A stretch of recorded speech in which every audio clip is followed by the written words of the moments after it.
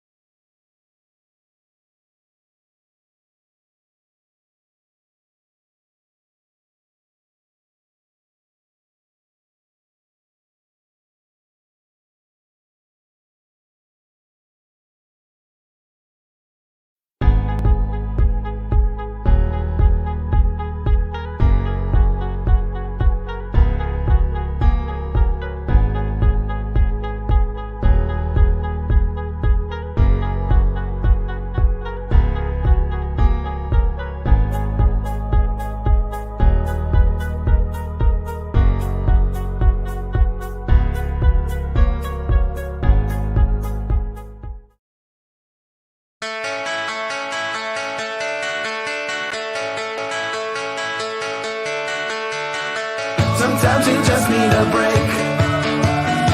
Sometimes you just need to be entertained. Sometimes you need to forget about life and have a good time tonight on Tank Engines tonight.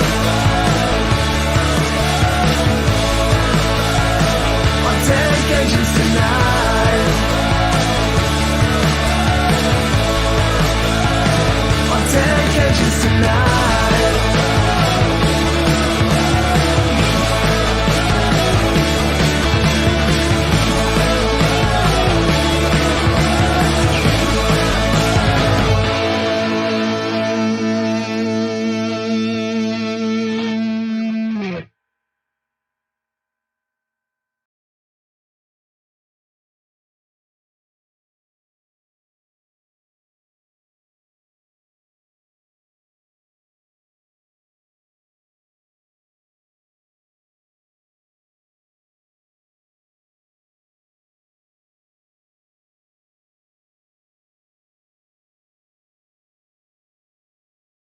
There we go. Oh. We're freaking muted. We were We were muted for the we were we muted. were freaking muted for the first.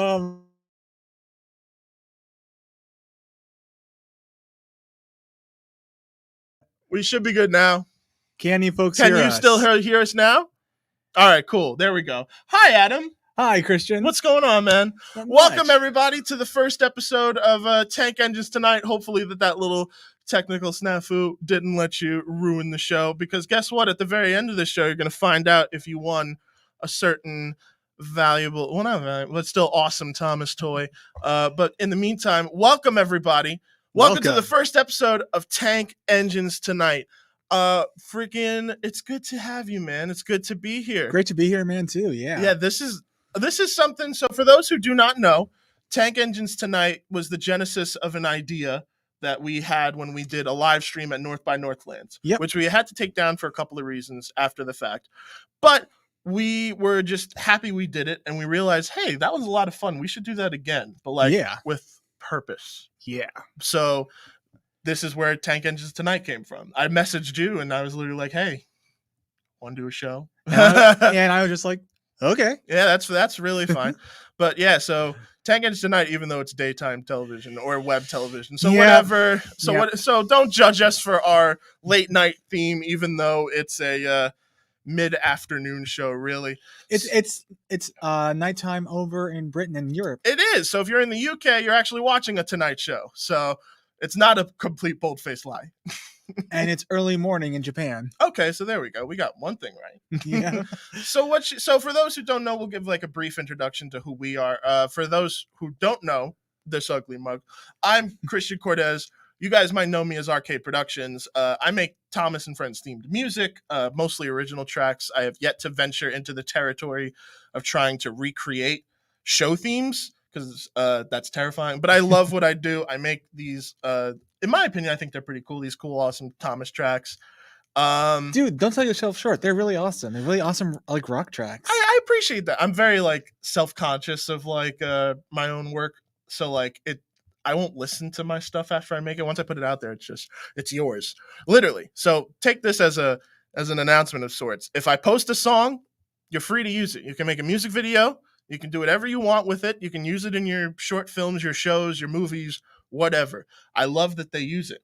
I love that people are able to enjoy the music and put it in their productions and not get copyright taken down. So I won't do that to you unless it's just a blatant ripoff of my video. Yeah. But now, so yeah, that's what I do. What do you do, for those who may not know? So I'm Adam Guzik, also known as Tyne Sensith. I made Tobias and Pariah, also made the lesser known, I think, My Sari, The Engine Prideful, that Trains fan film. That shouldn't be less known. That's a great film. Aw, thank you. That was the first thing I think I watched by you, actually. I mean, it was definitely like my introduction to like the fandom, I think, like in a big way, like My Sari. And then like Pariah came out, and I'm working on Arcane Merchant. I'm also doing a lot of other stuff in like video and film industries, all that sort of stuff. Yeah. I'm also a composer too. I mainly make orchestral MIDI tracks.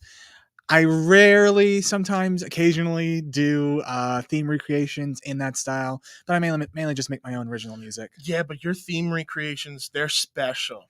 Like, I have the Flying Kipper theme that you did downloaded on my phone for the specific reason of when I'm driving and I need to listen to epic music. That's what I put on, because it's one of the few ones where I think it's a lot for me to listen to a song and really, really enjoy it. But for you, when I hear that version of that song, I get into how you make the arrangements. Like, I'm like, oh, he elevated it. Like, especially when it starts off so soft compared to how the original starts. Oh, it's one of my favorite pieces. Thank you. You've also worked with me a couple of times outside of this project. Yes, I have. You scored Draw. And Happy. And oh my god, and Happy. Two of Happy was my first short film, my first real short film, which was more of a fun time to make than a good product at the end of it. But it was still fun to do. But your score took it from here to here, and just so good, so good. And then Draw, it's literally it's almost a character. It's so good. Like because you had never done a Western score before, so that was a first for you, wasn't it? Yeah, no, I never done a Western score, but honestly, it was kind of simple for me to like study other Western scores and then recreate it with my own like original like motif. Oh yeah, just because like I had been doing orchestral stuff, and then like I'd also been dabbling in rock stuff too, and I found that like Westerns are kind of like a really like even mix of the two. Like they're like it's not lo-fi in a sense, but it's like it's the more cinematic equivalent to rock and roll. I guess. But yeah, there's a comment in here that just made me feel kind of old. Miller is still quite a childhood fave. That wasn't that long ago. It was actually almost 10 years ago now. It was released on New Year's 2012. Wow. It's going to be turning 10 in January, folks. Holy crap, that's so wild to me. I can't believe that. That kind of blows my mind. So for this first episode, we are not alone. We are going to have guests on this show. Our first one is actually here. We'll introduce him in just a moment, but you guys should already know who he is. Fun fact, while figuring out this show tonight, I realized something. What'd you realize? So Brannon is actually the reason I know about the Thomas and the Magic Road Director's Cut. And I didn't even realize it, because his channel, the original, was Unknown Thomas Fan. Yeah. And his first video, or what could be his first video, was where I discovered the PT Boomer scene. And I did not know, because around when he posted it, I was in high school. Yeah. So Thomas was kind of out of my conscious for a while. I was trying to figure out my career and all that type of stuff, or at least where I wanted to go for college. And I saw that video, and I was just so baffled at the idea that this whole thing had happened to that production. But as using that as an intro piece, I think we'll bring in our first guest. Guys, ladies and gentlemen, the director of Unlikely Fandom, the Bob Maverick enthusiast himself, Brannon Carty, ladies and gentlemen. Get on here, Brannon. Welcome. Hey, What's going on, man? Hi. I am great. How are you guys doing? I'm doing pretty good, man. Freaking just kind of making things happen. What are you guys doing? What you up to these days? What you currently working on? I'm editing I'm in the editing stages of a tiny little film right now. You may have heard of it. It's the tiny little documentary that you've been working on for a little while now. Just a small thing. It's a smidgen, really. Yeah. It's just some client job, nothing big. Nothing that raised, what was it, $14,500 on Kickstarter? Yeah. Right. Just a tiny little documentary called, what was it? Oh, yeah. An Unlikely Fandom. This thing, Ayo. Let me tell you how excited I am for this documentary. Like, this is finally something that I could easily explain to my people, my normal friends who are like, Thomas, I'm like, well, you know what? Watch this. And I can't wait to get to that point. But I am so excited for this documentary.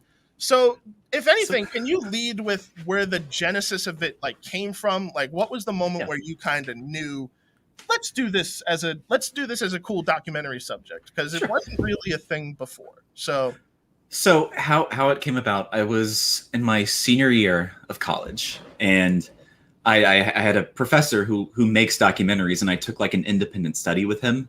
So he was like, well, just make a film, make a documentary, whatever you want. And I was like, damn, I have no idea what I can make a documentary about. All the ideas just kept escaping me. And finally one night I was just driving home and it clicked. And I'm like, wait a minute. My entire friend group is worthy of making a documentary about. Like I had already known about the Bernie doc. Mm-hmm. I was like, well, they have their thing. No one's done our thing. And there also hasn't been a good doc on Thomas since the 90s. Yeah. And I was like, well, damn, this would be cool. So my professor, of course, was head over heels about it. He's like, what? I didn't know that was a thing. I was like, yeah. And so I shot it after the summer, like that first semester I shot it. And then the next semester I came back and continued editing it for him. And so it was like a 15-minute little thing. And he saw the rough cut. He saw the film, which is, of course, is wildly different than it is now. Mm-hmm. And he was like, oh, this is great. You should do more with this. So, I graduated and it occurred to me, I was like, well, we've got this really good American perspective. We've got a bunch of the guys on the Eastern Seaboard, Pennsylvania, New Jersey, New York. Yeah, for those who don't know, you had a couple of different units on this, actually. So, because of the pandemic, you originally were supposed to go shoot this yourself across the seas, but you reached out to a couple of different people, hence why you have footage from almost all over. Right, and so we were going to go to the UK. That's what the Kickstarter was for, was just to get me and my two guys to the UK, just so we could barely eat, barely afford it, but it would still get us through and we could shoot everything. Shoot at the TR, film the Audrey House, film everything, interview fans. And so we raised a lot of money and we're like, oh my God, we're going to Europe. Yeah. And then 1 month later, we lockdown. Hello, Miss Rona. Yeah. And that made things so much harder than they needed to be. So much harder, but did it shape how, like, what the current direction of the documentary would become? Oh, yeah. Did it shape it in a different way, or was it kind of like, I'm gonna stick on this path, we're just gonna figure out how to do it? So right, it actually changed the film entirely, which that sounds bad, but that's actually a really good thing. Having that time to look at what we had, and because I made a cut of just the US stuff, like I fine-tuned that. I looked at that, I'm like, okay, what do we now? And like in those weird few months during quarantine where you can't go anywhere, I looked at it, I was like, well, what do we need now? Whereas if we had just gone to the UK, I would have just been on that high. And we may have not have gotten the same quality of things that we would have gotten with our second unit. Mm-hmm. But I was going to go to Australia because I had a friend living in Australia who was like, yeah, come stay with me and I'll drive you. We'll go shoot everything. I was going to go to Japan because my friend was going to Japan. He's like, yeah, come with me. Bring your camera. Let's go to Thomasland. Yes. Going to go to the UK. you see the pattern here. Do all these amazing things. And then what's the coronavirus? Yeah. What's all this? We got $14,000 to do it. Let's go. And of course, didn't happen. So then we had to scramble and figure out, well, what are we going to do? Because we just kept assuming we're going to go. I thought COVID, we could bypass COVID in like 6 months. Obviously, that was a pipe dream. You and a whole bunch of other Hollywood productions were following suit, where it was like, let's try and figure out how to still do our projects and not have anybody die. So exactly, and so we kept like talking to the people that we were going to interview, and we're like, hey, we're just figuring this out. Can you just accommodate it? Like we're gonna have to keep pushing stuff back, but we still want you in the film, which that was stressful for them and for us, trying to accommodate schedules in a timeline that was just non-existent. And so then eventually we came to the point where it's like, well, we can't do this. We can't go there and get our film done in the next 2 years. So I one day had a very fateful conversation with the producer of the Tank Engine Man documentary from the BBC Bookmark series. Oh, wow. Nicholas Jones. Him and I were just talking. It was just a casual Skype call. And he was like, well, I could shoot the rest of your film for you. I was like, huh. That's amazing. And the fact that he offered it instead of something that you presented. Yeah, I didn't go to him. That's nuts alone, because that documentary for a lot of people is the Thomas documentary, like behind the scenes. Like that's amazing.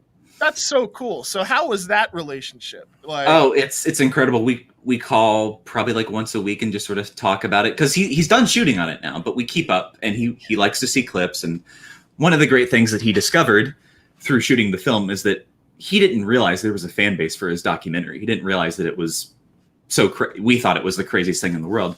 Wow. And so when he went and met people at the TR in London, and all these different places, they would tell him like, "Oh my God, I love your doc," and he'd be like, "Wait, really?" And he learned that Rule 55 was an inside meme. Someone finally told him about it.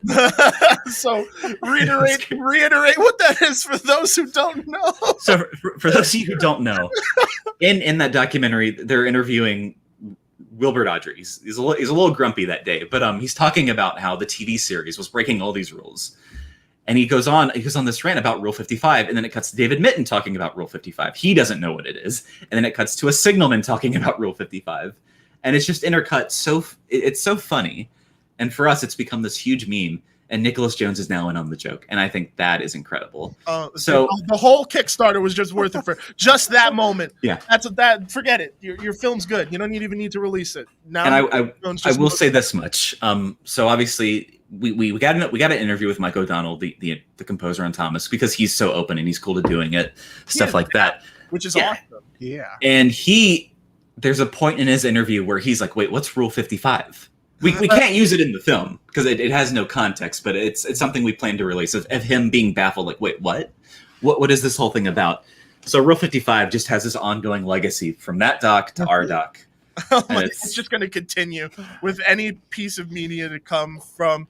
Now that's amazing. Now this is my question after all of that, and it's so your professor was the one who was like, you should do a doc on this subject matter.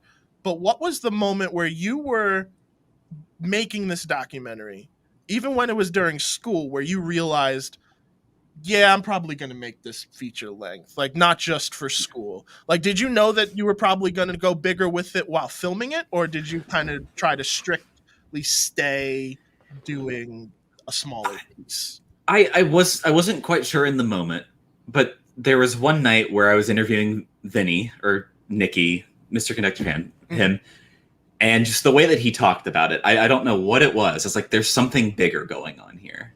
Like, obviously it's great. Yeah, we like the show, whatever, and we're going to meet up and hang out. But it's like, well, no, he's a filmmaker because of this. Because I'm a filmmaker because of this thing. It's the same with me. And I think for a lot of people who go into film after Thomas, because for me, I could definitely see a direct correlation between understanding how they filmed the original show and being so fascinated by it, and then learning that was a job, and then realizing, oh, I could have a career in this field. Like, this is amazing. And then film school and debt, but all that stuff, it still comes from Thomas, which is beautiful. And it's really cool to see, especially because it's so closely knit to creators. Because Thomas also feels so handmade. So that's really, really cool that it came from Vinny's conversation. Yeah, what was one of your favorite days on set? Favorite days? Oh, God, there are so many great memories. I honestly think one of my favorite days was filming at Northlands, because that was like the big hurrah. That's like the big final lap. You're running this marathon for a year and a half. Yeah. And that's it. And it was also great because we all hadn't seen each other since I don't know when. And it was for the first time. Exactly. In person. I think same for Adam. I think I met Carty. I met you earlier because you came to. I think you came to Shining Time at Huntington in 2019. Right. Yeah, that's when I first met you. Yeah, and that was awesome. That was one of the coolest events that I had been a part of, or at least gotten to go to. That event, shooting. It was incredible. Like the 2019 Huntington event was like the foundation for it's the foundation for the film. Like, that's just where everything springboards off of. And if it hadn't been for that, I don't think the film would have really worked in the way that it does now. But yeah, Northlands was fantastic, because it's like, I'm happy because I'm finishing the damn thing. I'm also happy because I'm seeing all my friends. And there was this one, we sat Matt Michaud down for 2 seconds, and he gave this very beautiful soundbite, which I cannot wait for you to see in the context of the film. And it just wraps it up. It wraps it all together with a nice bow. Like, wraps it up like, that's probably going to be the ending of the documentary, or just like wrap up like in the general sense of the whole production? Northlands is sort of at the tail end of the film right now. Mhm. and it's not the ending, but it puts the ending into motion. Okay. All because of, and this was not planned at all, but all because of one thing Matt says. And it's just that's the great thing about documentaries and doing this thing, is that obviously you go in with a plan. I went in with a little bit of a plan, but I was mostly open to anything happening. Mm-hmm. And so you get all these sound bites, and then you just find it in the editing room, and that's stressful, but it's fun. Now, editing, because I think what most people don't also realize is that you're also doing most of this yourself. I mean, probably sound production, I'm not necessarily sure, but like you are hands down like all over this film. Like it is your documentary, but like what aspects are other people working on? So like what did you give away for other people to do? So we have a great composer, Citrian Steam, Will. Makes fantastic music. He's our composer, and I recently heard his fandom theme. The fandom has a theme in this film. You can adopt it if you want. You don't have to. You know it probably will. But it is so perfect because it's so whimsical and sort of quiz. It's just beautiful because Will is a genius at music. But yeah, I am mostly editing this, but I obviously show cuts to my team of people, and I'm like, hey, here's what I've got. Because filmmaking is not done in a bubble. You guys know this more than anybody. You have to show it to people and get comments and criticism and feedback. Oh yeah. Funny story, actually. That's actually how me and Adam met. Because I was working on a film for at the time a Thomas fan film, and you were like, let me like offer some help, and I had sent you the outline. And when I tell you that this dude ripped into what I had written, ripped into it. And we didn't talk for months after that. But then like as time went on, I realized how valuable that information was, and it completely reshaped what that film at the time was going to be. And even then, like the last time you read something, you were like, this is much better than what I had read initially. Because if I had put out what I had written initially, that would have been, oh my God, a disaster. It was like hit era season 15-16 quality. Oh my God, it would have been so bad. It was like Day of the Diesels level bad. Oh my God. You got to have your friends tear into what you're doing. And what's also great is that I show cuts of the film to my friends who are not Thomas people, because I can't show it to Thomas fans because we're kind of biased. Yeah. So I show it to them, and they tear it apart, and through that, it becomes a lot more objective. It becomes a lot more truthful, and that's been so helpful. One big mention I should say is that I have a habit of falling asleep behind the wheel. Fun fact. So when I do long drives, it is very hard. So driving to like Northlands and all that fun stuff is difficult on me. So my girlfriend has been basically the transportation manager and Does she get that credit in the film? Yes. Yes. So yeah. Without her, I don't think I would have gotten home in one piece. Oh my God. Yeah, that drive was brutal for you from where you come from. That's crazy. Yeah, 8 hours and like leaving at the crack of dawn and like loading up the car with the camera gear, and then you have to shoot that same day. Oh my God. Yeah, I'm still recovering from shoots from like 6 months ago. Oh my God. Speaking of your girlfriend, because I had the pleasure of meeting her at Northlands as well with you. She runs this awesome Pingu account that I just wanted to shout out really quickly because I didn't realize the obscure world of Pingu, the penguin. Oh, you remember that show, right? Like it's like buried in the crypt of your imagination. And then I see this account and she posts like best moments from the show, and it's hilarious. Especially considering I didn't know David Hasselhoff had done a song for that, which I was like, David did what I did for once. I was like, this is weird. But I just wanted to shout that account out because it makes me laugh on a regular basis. Yeah, Pingu is becoming an essential part of our lives now. We actually have Pingu merchandise now. We have like Pingu on Laserdisc, which is incredible. Whoa, wait a minute. Pingu Laserdisc? Yeah, so it was on someone on Mercari. It was released on Laserdisc in Japan. Someone on Mercari US had 2 discs, so we bought it. And I broke out the Laserdisc player, which you can see right here. You're a Laserdisc collector? Oh yeah, all vintage stuff. Absolutely. So Man. next time you're in Jersey, let me know, because my dad, who's since passed away, was a collector of vinyl and DVDs, but also laser discs. So we were going through his vinyl collection one day, and me and my friend pull out this heavy ass case that we're like, oh my god, it's more records. This is gonna be great. And then we open the case, and I'm like, Pulp Fiction soundtrack. This is great. Pulp Fiction movie. This giant skeet throwing disc that I could probably go skeet shooting with. But Laserdisc, it's wild because it's literally the prehistoric DVD for those who don't know. It's about as big as a vinyl, probably about yay big, and the whole movie is on it. Some movies are so long they have 2 discs. Oh wow. And then for example, I had Toy Story on Laserdisc. So you have to take the movie and then flip it over to side B to watch the rest of it. So when we say it's a dated format, it's a pretty dated format, but it's still pretty cool that some people still collect it. I did not know that about you. So next time you're in Jersey, I'll show you my unusually large Laserdisc collection. your unlikely Laserdisc collection, right? Oh God, yeah. Sorry, I had to. No, I should have seen that coming, to be completely honest with you. Now here's my next question for you. So how does one become a member of the Bob Maverick Appreciation Society? And is there like crew jackets? Is there a membership fee? Like how do we get in on this? We actually have shirts. I need to find the link to them. I've got one. A few of my friends have got one. We have shirts. If you post the link, we'll share it. We'll make sure people buy the shirts for the Bob Maverick Society. I gotta find it. But yeah, buy one of those, and that's all you got to do. And of course, you got to say praise be to Bob Maverick. Oh, of course, praise be to him.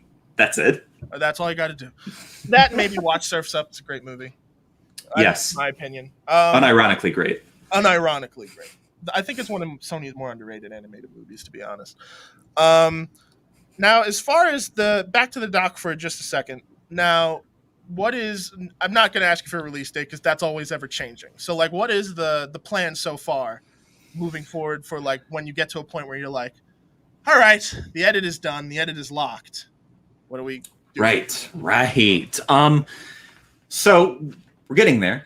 The first thing is to I want to hold a premiere on somewhere on the East Coast, mm-hmm. where like everybody, you guys can come. Anyone's welcome. You know, just come see it. Just come watch it. Give me your feedback. And then you want to get it to the Kickstarter people. Get the digital copy out. Make the Blu-rays. Make the DVDs. And right now we are in talks with people about distribution, which is exciting. That's always a fun time. And so we have to get a cut for them. Yeah. Which of course, you know, Thomas fans are getting a slightly longer, more indulgent cut, which is great. And then the public will get a more approachable cut because you can't have the same sort of stuff. If you mention Shining Time Station to a non-Thomas person, they're like, wait, what? Really? I have found that it muddles it for them. Oh, okay. But obviously for us, you know, if I explain, well, it came to the U.S. through Shining Time, it's like, that makes perfect sense. Which I'm not saying this is about the show. It's just we have to talk about it. We have to talk about behind the scenes just a little bit. It's a step. Yeah, it's a step to understanding why people love this show. But yeah, so that's sort of where we're at right now. We're in talks with people about getting it in much bigger places. Hopefully, it'll be a nice payday, and we can keep going and make the sequel. Just kidding. Oh, I was about to say, no. Don't do that. I think I want to go ahead and say this. I don't think there could ever be a sequel, only because the fandom, in doing this in the past almost 2.5 years now, the fandom has changed at such a rapid rate. Like the fandom is not the same as it was 2 years ago. No. Much different. And this film is the perfect capture of it. It's a perfect moment in time. And so you can't document how the fandom's going to change in the next 5 years. You can talk about it in the film, but what this film is going to be, it's just going to show where we were in 2019 and where we ended in 2021. And it's just that it's a perfect sort of, what's the right word? Like a memory. It's like time capsule. Time capsule. It's a time capsule. So I would not want to do a sequel to that. Someone just posted in the comments, call it an even unlikelier fandom. Here's what we'll do. We'll keep the title, and we'll do it on Pingu instead. Right. We're gonna do the Pingu fandom, the VeggieTales fandom, the Barney fandom, the Wiggles fandom, the Fireman Sam fandom. Nah, here's what you do, man. You take that idea, which is great actually, because I think fandom coverage on certain platforms is actually a great subject matter. I think the Brony documentary is great. I think that would work if you were to do it as like, if you ever wanted to pitch it as a show, be like, did you know that this community has this obscure group of fans? Oh yeah. Yeah. That's a really, even though you say it as a joke, that's actually an intriguing idea of like what other.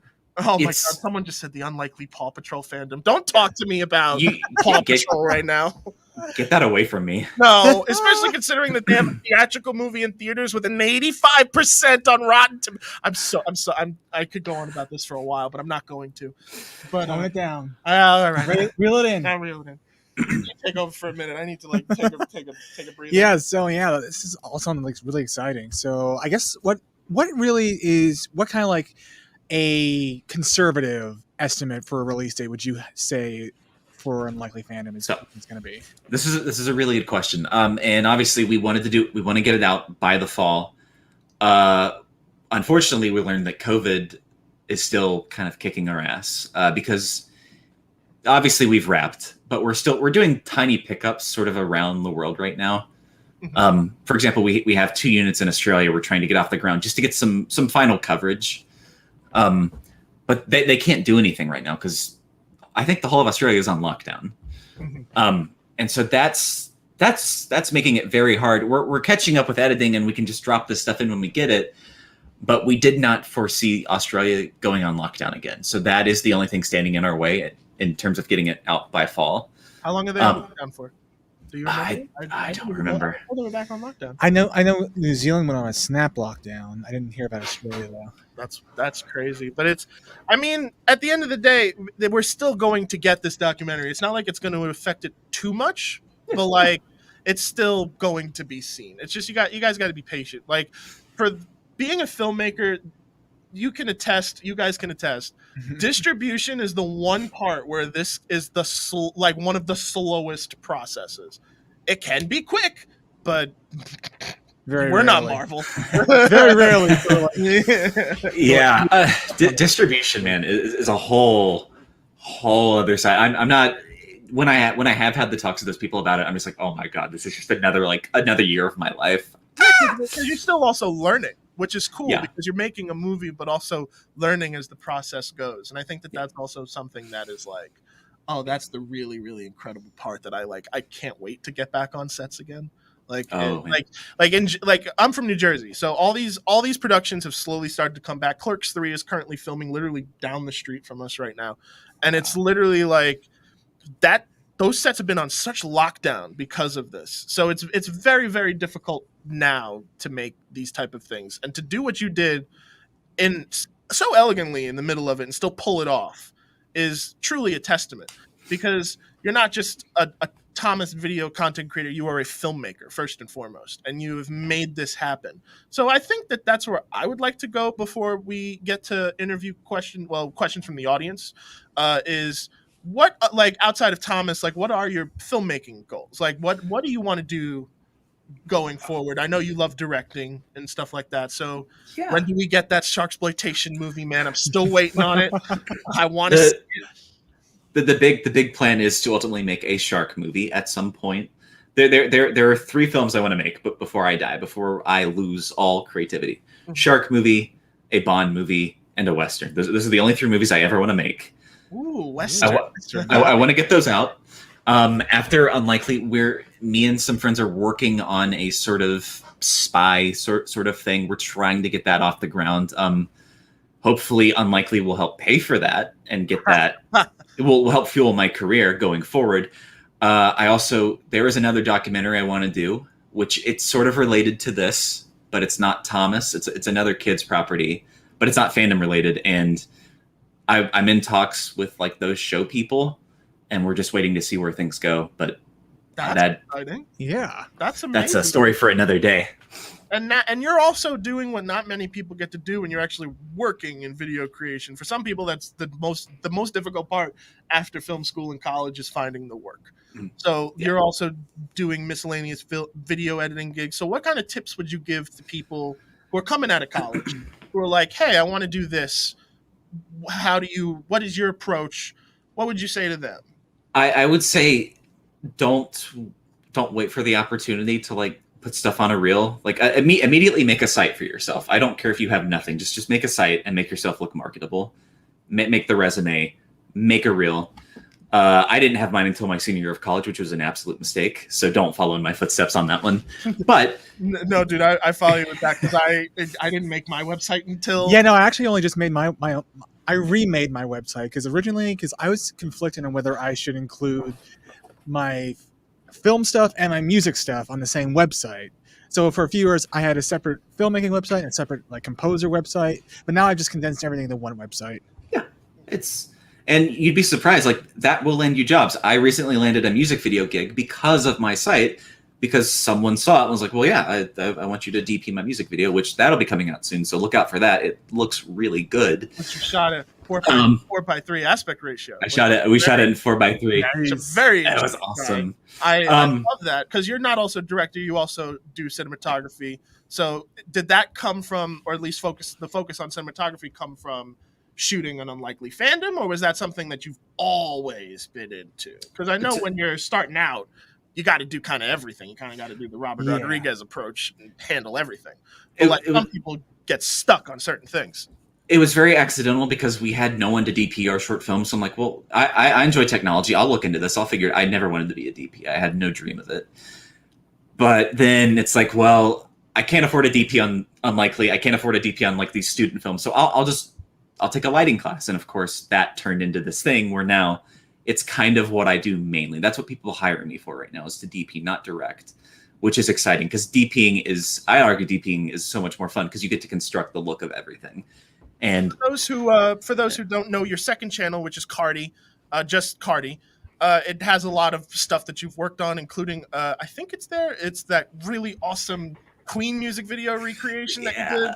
Yeah. How long ago was that? So that was 2 years ago. That I shot that like actually right after getting back from shooting the Edison segment of Unlikely Fandom. Yeah. So it was immediately getting onto that and then getting in a dress and acting and shooting and DPing that. And yeah, it was a lot of fun. If you haven't seen it, go look up Carty Break Free Queen and you get to see me in a dress. It's beautiful. It's a fantastic video, but like truly as the filmmaker, I'm watching and I'm like, this is superbly shot, because Adam's also a DP. So I'm always looking at stuff from cinematographers because it's the one aspect that always fascinates me, because I know the basics of it, but like the more advanced levels of cinematography, I'm still kind of learning. So when I watch stuff that you put out, like when you shoot 16 millimeter, you amazing man, I'm always just blown away by it, including the little video you put together recently about Strasbourg, which for whatever reason made me nearly cry. I don't know why, but just putting that out there. You're not alone. The first time, this sounds so self-indulgent, but like the first time I watched it assembled, oh yeah, same. It just, because I enjoyed being there that day so much, and obviously that's just a segment of Unlikely taken out of the film, but repurposed to be sort of like a fly on the wall experience. And it's, I don't like to compliment my own work, but I was very proud of it. No, you got to be proud of what you make. Like Adam was joking about this when we started the show. I was talking about my music, and I was like, "It's okay," but he was like, "No, be proud of what you do." And I am, but like it's hard as artists to be appreciative of ourselves without feeling like egomaniacs. Yeah. When really on the low, we're all egomaniacs. Let's be honest. So just a little bit. Just a tiny bit. Like, come on, man. Yeah. There is nothing like putting your name on the poster for a project you work on. Yeah. I know that I'm an egomaniac. I don't care. But like it's such an awesome field to work in. And this will probably be, again, we'll open it up to fan questions after this.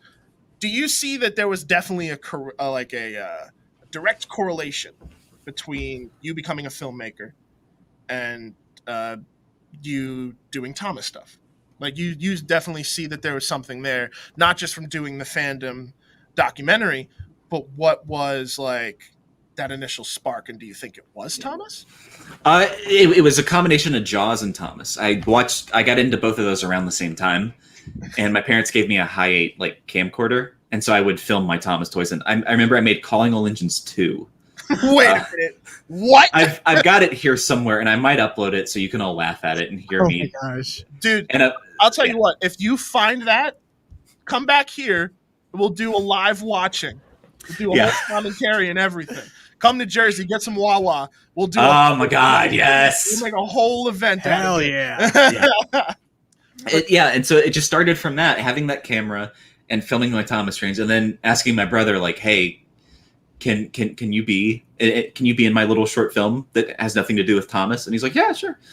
And 20 years later, I love that it's Jaws and Thomas. Now I want the Mike O'Donnell version of the Jaws team.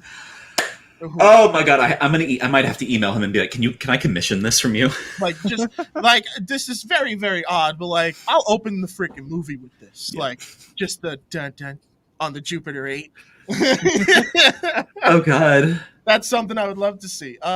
Anything you want to ask before we move on to fan questions? No, I'm not going to think. I think we covered most of it. Yeah. All right, so audience members, now is the time in the show where if you want to ask Carty a question, go forth in the comments and leave your comment there, and we'll pick it out. We'll ask him stuff. Mostly right now, it is literally people asking for Calling All Engines 2, which is something I do want to see. Okay. This is going to be something we're going to do an event for. Train King James is like, did someone say Wawa? Yeah.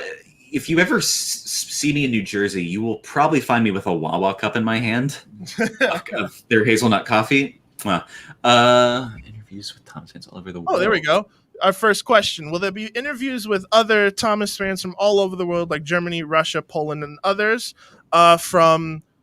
I would attempt to say that name, but I don't want to butcher it. I'm so sorry. Zalewski is the last name. Okay, Zalewski. That's who it's from. So, yeah. So right now, there is not. It is all English interviews. That being said, that is something in the interim while COVID is still sort of kicking our ass. It's something I'm absolutely considering. I'm talking to some people about getting like a unit going in Germany right now. Is there anything particular in Germany that you want? No, just getting. Because I know German and like I could like roughly translate it in the film, so it would just be an easy thing to do. And at this point, you know, we have time. Why not throw it? Because it does feel a little unfair to only have English speaking people in the film. Mm-hmm. But that's a work in progress. Don't hold me to it. Okay. Another question I had spotted. Where was it? Okay, this one is cool because I also have a story for this. Was there ever a time you grew out of Thomas, or kind of like it phased out for a while? Yeah, right before I made Unlikely, during college, I was out of Thomas completely. I was gone from it for about a year. I put all my Thomas stuff away. I was like, I can't do this anymore. I don't want to be a part of this. Yeah, and then I made the doc, and then I dipped my toe back in it, and I'm like, oh wait, I still really like this. You dipped your toe and then fell in the lake. Oh yeah, I drowned. That was yeah. I feel like people kind of go through that phase, and I think it's kind of a thing that kind of happens in peaks and valleys. I think Thomas, for a lot of people, brings comfort. For me, it was comfort like right out of middle school into high school is when I phased out of it. But I was talking about this in my intro for you. I didn't realize that Unknown Thomas Fan was also you, and that video of the PT Boomer scene that you had posted in like 2009 was my reintroduction back into it because I had no idea that there was a whole director's cut. So like that was just a cool connection that I had completely didn't stumble upon. But yeah, it happens, people, and it's okay. But you could still love it. Like, who cares what other people tend to think? It's not their business. I will say right now, like I'm not into it right now. I think that's coming out of like the tail end of everything and feeling a little burnt out from it. Yeah. I still enjoy this film, but like right now, Thomas is sort of like a background piece. Yeah, right now. It's especially at where it's at as a franchise. It's a little difficult. Yeah. So luckily, fan content will kind of take the Yeah. wheel right now. Yeah. Oh, hell yeah. Oh, I see a good question here from Duke of Benner Bay. What's a touch of the documentary that you worked on that, while it's small in the grand scheme of the film, means a lot to you or is one of your favorite elements? Oh, That's a boy. good question. That's a good Yes. question. Small in the grand. Oh my god. Honestly, Yeah. probably the Strasbourg segment of just Ed and everybody on the train Okay. that I released the other day. Like that wasn't really in the film originally. It was just sort of like I don't know. It doesn't play a big role in the film. It's just sort of a cutaway after Ed introduces Strasbourg to the audience. But it is so pivotal because it's like you see how beautiful that area is, and it's not even about the fandom. It's more just about being in that location. Yeah, because Strasbourg is a very, very special thing. Like, there's not many heritage railways like it, especially in the United States, and Yeah. and even just from your previews, like you see a beauty there that like even Magic Railroad was able to capture on film. Like it's a beautiful place. That a part B to that is because I love Magic Road more than anything. It's one of my favorite movies. It was also great shooting where they shot the film. So that's because you were. I forgot who had posted it, but someone had taken a photo of the road that they had shot where they got the huge master shot of the Rainbow Sun. I think is it called? I don't Rainbow think Sun, number 475. Yeah, the Rainbow Sun going down the tracks like in the original movie, and then having a side by side of the original, which also Vinny used in his movie, which I love because that's also amazing. Is there another one that you spot? Another question? There's a couple actually. Yeah. Let's do this one by Thomas Cynic. They have to leave soon, so let's get that. But he says, thoughts on season 6 and 7, classic or not classic? Oh my god! You trying to start a war there, Tom Cynic? All right, that's classic. Season 7, I have no interest in ever watching season 7 outside of Gordon and Spencer. That's one of the greatest episodes of all time. Season 6 is like halfway there, half and half. Like Percy's Chocolate Crunch, Red Balloon, Jet Engine, yeah, but to me, Thomas really ends at season 5 for me. Like my enjoyment of the classic series, I enjoy 6, 7. I don't really care for, but it's certainly not the same to me.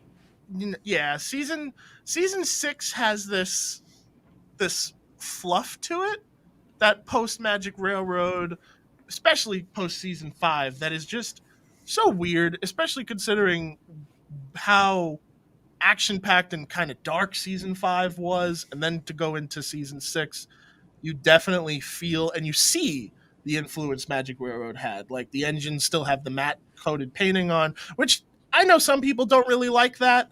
I'm okay with it. I like that look for those engines. I think that's when you photograph them, I think that's when they look best. But yeah, season 6 to me is the tail end of the classic era. That's it. Season 7, I can't watch. It's the one where like I don't know what it is. It's such a weird, uninspired mash of two eras that don't connect at all. So see, I'm definitely more forgiving of season 7. I don't mind. I like it okay. It's not my favorite season. Season 5 is my favorite season. Oh, mine too. Races, Rescues, and Runaways is like a tape that I ran into the ground as a kid. Spills, Chills, and other Thomas Thrills for me. Nice. Yes. But yeah. Yeah, I mean, like honestly, I'm pretty forgiving. Like I consider like seasons 1 through 7 as the classic series. I definitely don't care for season 7 as much, but season 7 as much, and season 6 I like more, but definitely like those two seasons are kind of like the tail end of the classic series. That's fair. See, now I'm like, my opinion is probably BS anyway, because I'm of the very small minority who think that season 12 is underrated. That's my own take on that matter. I know it's not classic era, but like I actually kind of like the blend of CGI, Thomas. I think if they had refined it a little bit, it could have worked. but yeah, season 6 for me is the end. Season 7 is the hit era, and then after that, Mattel and all that stuff. Oh, that's a really funny comment. PJ says season 7 is the middle school of Thomas. Okay, yeah. That's pretty accurate. We'll do one more question and then we'll wrap this part up and go on to our next guest, who is Ooh. just around the corner. Megan Echo Express posted a really good one, I think. Okay. If your story could be directed by one director, who would be? Your life story could be directed by one director. Who would it be? What one director? Carty story. I want Tarantino to direct my life. I feel like he can make it spicy and interesting. It is spicy and interesting, in my opinion. I feel like he could do it justice and make it do like the crash zooms with like the lens and all the spaghetti western cues. Oh man, and do you want it told from different points? Do you want to start in the middle and then go at the end? And there we go. Yeah, not non-linear. Have different like vantage points, like because I'm an unreliable narrator of my own story, and just oh my god, it's Joker 2. That's incredible. I think that was a good question to go out on. How about you, man? Who would direct your life story? Me. Like, does that have to be like a classic director or like a modern director? Anybody? It's your movie, man. You're executive producing it. You make all the creative decisions. Honestly, I really like Francis Lawrence's work. Francis Lawrence. Lawrence, it's either Francis Lawrence. Yeah, he directed the final 3 Hunger Games films. Ooh. Someone also just said my director would be both Tommy Wiseau and Stanley Kubrick. Okay, that's a match. That's quite a match. I could see it. That's a combo. For me, I would probably go Edgar Wright. Edgar Wright is one of my favorite filmmakers ever. Like, I don't think he's made a bad movie yet. And I'm just, every time I watch one of his movies, it's like I have to go to the theater. I have to, like, do the whole experience. And every time I watch one of his movies, I'm moved. Whether it's like some story element, a filmmaking element. Edgar Wright, call me. Because I still think you should also direct the Thomas movie, which I think would be amazing. But that's beside the point. Brannon, thank you so much for your time, man. This was awesome. You're a scholar and a gentleman. Yeah, thanks so much Anytime. for joining us. Thank you for indulging me, and I hope that I can make you guys proud with the film, and I am very excited for you to see it. And be sure to leave bad reviews on Rotten Tomatoes for it. Thank you. Absolutely. No problem. We will trash it in your honor. We'll even put it in the thing. We'll be like, he gave us permission. He said it was cool. Keep the score at 69%, please. Done. We got you. Thank you. Carty, have a great day. Thank you so much. That was Carty, ladies and gentlemen. That was awesome. That was. Carty is legitimately when I watch his work, I'm always thoroughly impressed with what he does. It's amazing. That was so good. That was our first interview. We did it. Woo. And freaking Let's do that again, because that was a weird. Yeah, that was always look at the elbows. Always folks, when you're watching this, you always look at the elbows and get a perfect high five every time. Bam. See? Look at that. You learned stuff on Tank Engines tonight. What'd you guys think of that? Was that pretty good? That was pretty good. I think we did really good for our first interview. That was great. Another great one is to come. Another one's coming up pretty soon. So we're just we're gonna hold off for just a minute before we bring in our next guest. You already know who this is. This is the man, the myth, the legend. We'll bring him in a minute.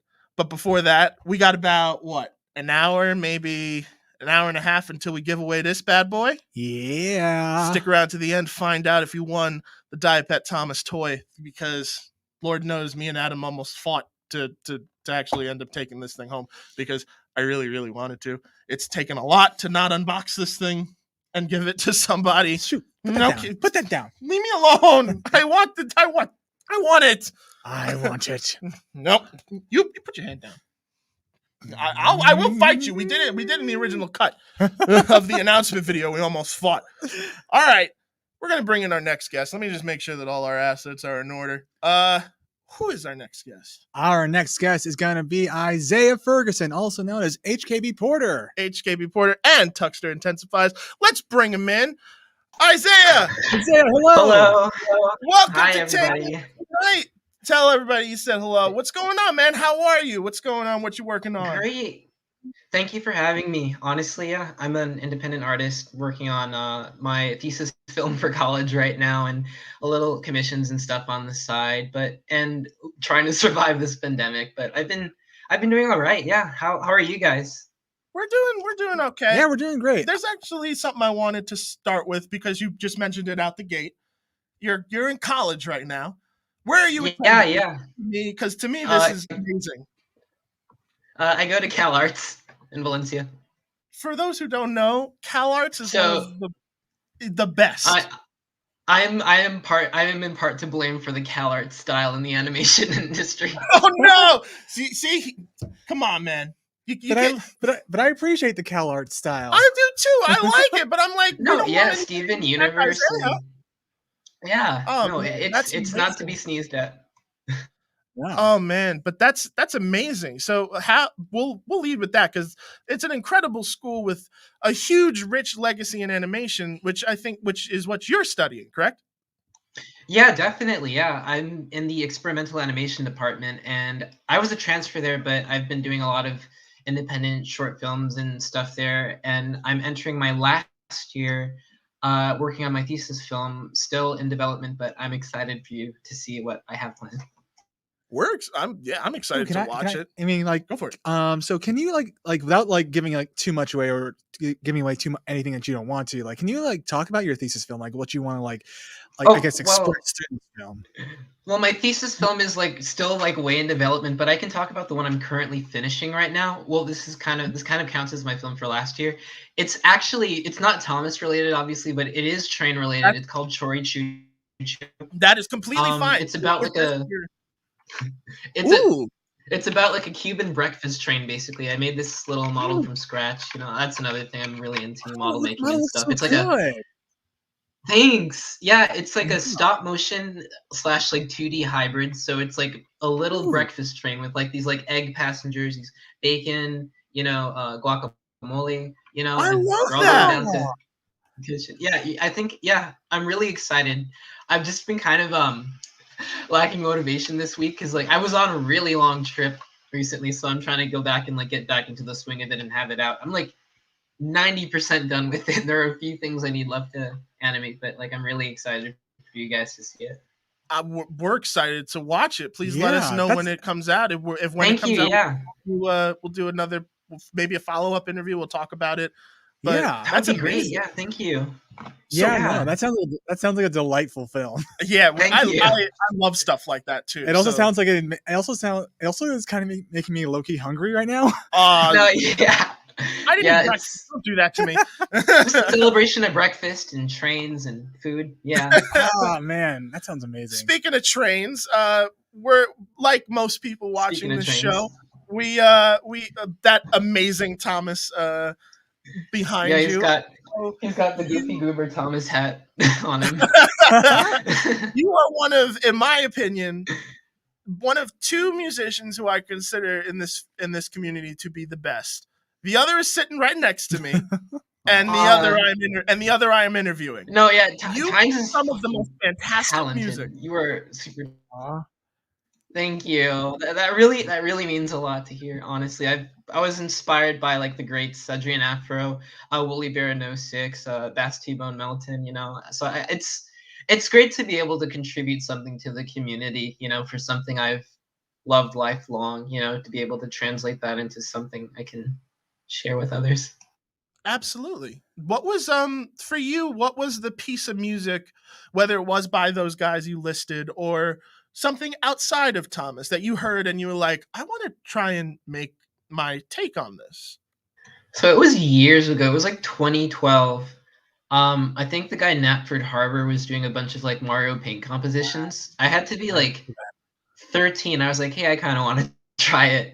I guess I have an ear for music. I can't play for the life. Well, I can sort of do a little bit of keyboard, but like I cannot like play full on an instrument fluently. I guess I know created hot cross buns like 9 years ago. I was like, hey, I can do this. And I think the very first Thomas theme I did had to be, it was either Stepney's theme or it was like the Thomas theme tune. I think my very first like Thomas the Tank Engine theme is actually still up on my channel if people actually still want to see it. And it's very primitive, but yeah. Hey, you had to start somewhere, man. Yeah, exactly. Everybody has a starting Yeah, point. we all have to start somewhere. Yeah. And then And from there I considered it like a fun hobby. Oh no, of course. Oh, go ahead. Oh no, I'm sorry. There's like a slight delay on our end, so you'll hear us before we could actually hear you. So there's like a very slight thing. We're just trying to adjust for it. So my apologies from the jump. But for your music, for me, one of my favorite pieces you've ever done. It's a tie between two. It's your Stepney theme, which is it's so good. It's so good. And then California Girls, which isn't a Thomas theme, but your version Oh my god, is so good. I love the Beach Boys. That's one of my favorite bands of all time. Me too. I'm obsessed. I'm obsessed with the Beach Boys. Yeah. Oh, me too, man. Brian Wilson is one of my major inspirations. Like when I make the bigger rock pieces in my Thomas stuff, like when I listen to a Beach Boys record, even with my pop stuff, like that's what I'm trying to emulate. So for someone to do that amazing of a cover, I was just like, oh, it's so good, and it fits so well for Toby. I would have never thought of that. Like, oh, I love it. It's one of my favorites, hands down. Thank you. Yeah, no, I guess like the slow sort of boogie beat, kind of worked. It was a lot of experimentation, with a lot of my other stuff too. But I just have fun making it, and to know that people really enjoy it makes me happy. So hey Isaiah, Thank you. Your connection's breaking up a little bit here. You're kind of turning into like slowed down robot for a little bit. So if you said anything else like beyond like what you were saying just now, like we didn't hear it correctly. I think you froze for a second. Okay, can you hear me? Yeah, we can hear you. Yeah, we can hear you. Yep. Yeah. Okay. There. Yeah. All right. Yeah. I'm trying to think. I think like one of my favorite themes you've done, Isaiah. I think it was for it was a Christmas theme. I forget which one it was. Like, was it one of the Peanuts ones? Because that's also one of my favorites. I think it was. Like, what was like this like Thomas theme cover of Peanuts song that you did? I think it was like maybe Skating. I did Peppermint Patty. Oh no, Christmas time it was Skating. I did Skating 6 years ago, and then I sort of remastered Christmas Time Is Here last year. Yeah. Because I was we really like the Vince Guaraldi, sort of Peanuts. Yeah, no, Vince Guaraldi did amazing music for Peanuts, because like I remember hearing it one of these times. I was like out in New Jersey hanging out with like Matt Machado, E93, and Jolly Good Films, and driving between like locations we were filming at. We were playing some of your music over his speakers, and like that was one of the songs that came on. I was like, oh, I love this, so good, because it takes a special person to be able to take something that you. Oh no, of course, man. It takes something very special to be able to take that and so wonderfully port it over to make it work for Thomas. And with Vince, it's easy because you're already you're working on great music. Vince Guaraldi is one of my favorite composers of all time. Outside of Peanut stuff, he's an amazing jazz musician. But for you to port it over so beautifully to Thomas, and it works so well in the world. Yeah. What were you saying, Isaiah? Wait, his other albums are amazing. Yeah, sorry. No, it's all good. It's whatever this connection is going on, because we're actually like a continent apart right now. So my thing is I'm gonna blame whatever storm is going on right now. So please pardon the internet issues. Anybody, if you can't hear an answer, we'll ask him to repeat it, and same for us. So going back into your work, what was the thing that inspired you to go into animation? Because I still consider that film. It's a medium, not a genre. Yeah. So definitely. Yeah, what was the piece that inspired you to be like, this is what I want to do? This is where I want to work. It's hard to say. It was definitely Thomas was definitely at like the like sort of like the base for like what I really wanted to do with like the sort of model animation, the sort of the charm to it. That kind of felt like you could reach out and touch something. But like in terms of traditional, I guess like like the old Charles Schultz sort of Peanuts sort of aesthetic. A lot of older cartoons I used to grow up with, like the Rankin Bass specials or Bob the Builder, that sort of thing. I don't know. It's just like something about the medium was like telling stories through like I can't, like they say animation is sort of like acting in a way too. Like there are always like people like that use like footage of themselves, like referencing themselves for like animation to say if they want like a character to emote a specific way. Not to say that I'm not an actor. I mean, like I'm bad in front of the camera, but like yeah, I guess it's like sort of yeah, it's sort of a form of acting in itself. No, I would 100% agree, because especially when you say that you're not an actor. I mean, yeah, on camera it's a whole different beast, but exactly. when you're making these films, you have to be able to emulate some sort of human feel to it. That's what makes stop motion and any animation feel just so genuine and real, because it's coming from a basis of real life. Yeah, and exactly. That's why if anybody watches like old Disney documentaries or anything like that at the old animation wing, there's always a mirror next to somebody's desk, because they're either mimicking their own faces or a friend is doing it. That's why Disney used to do a lot of rotoscoping back in the day. Yes, we know that they did rotoscoping and reused it. We've seen a million times. It doesn't mean they're cheap. Doesn't mean they're cheap.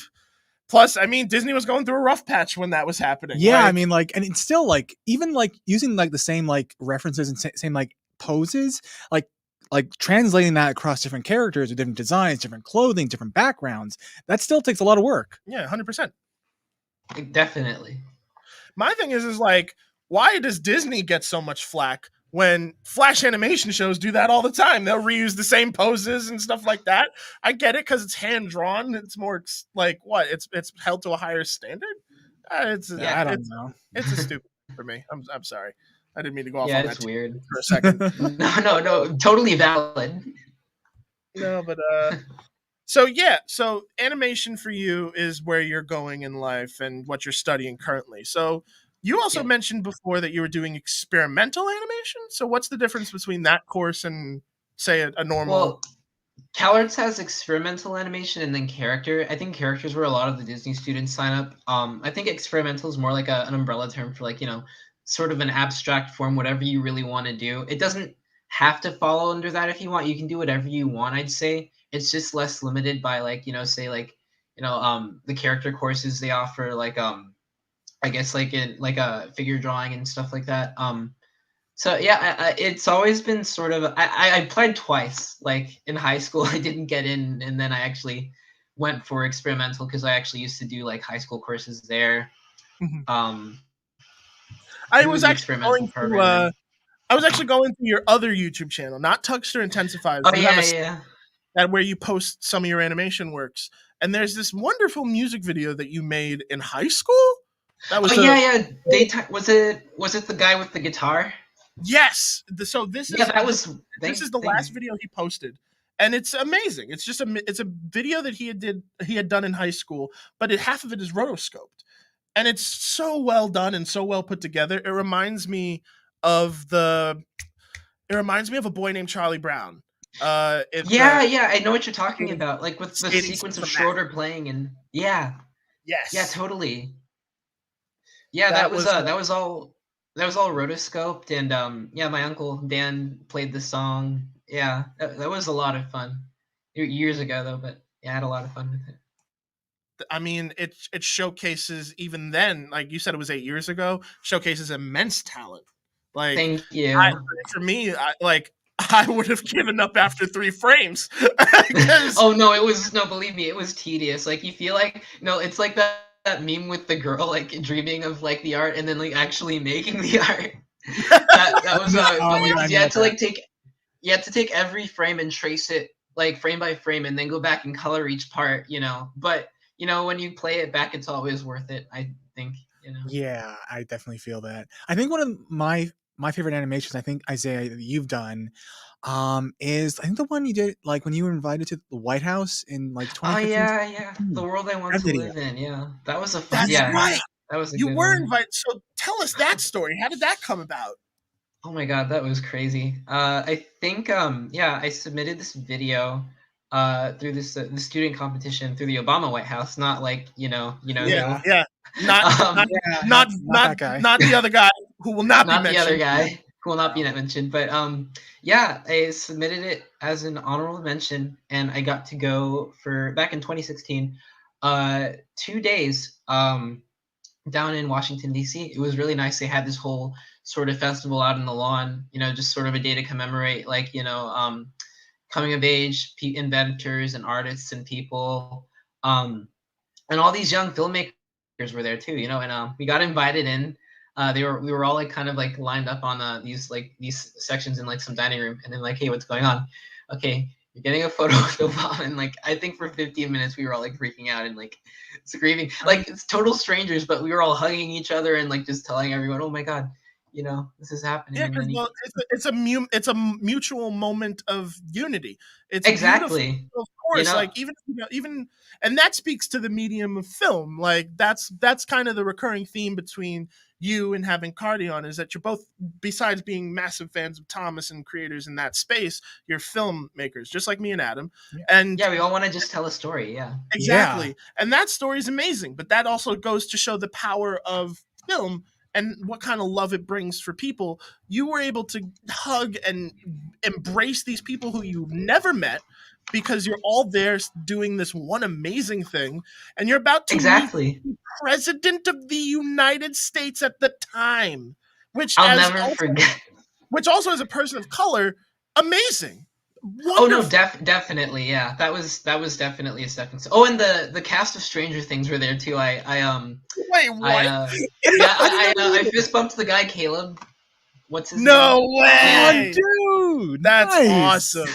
You should have slipped in the Yeah. business card, be like, "Yo, I make some great music, man. Like, if you ever, yeah, here's my card. yeah, here's my card, man." But that's incredible, man. Yeah. I'd forgotten that you had went to the White House. That's amazing. That's so fun. That was a really fun experience. Yeah, thanks. That's so cool.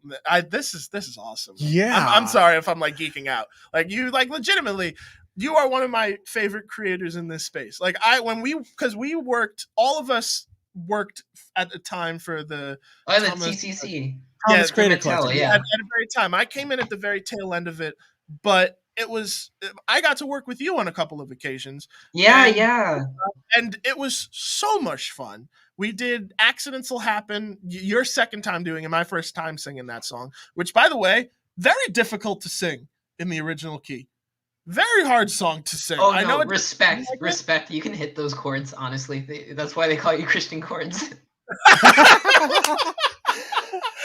Fun fact, actually, my family's original last name, from my grandmother's side, from my father, was actually Chords.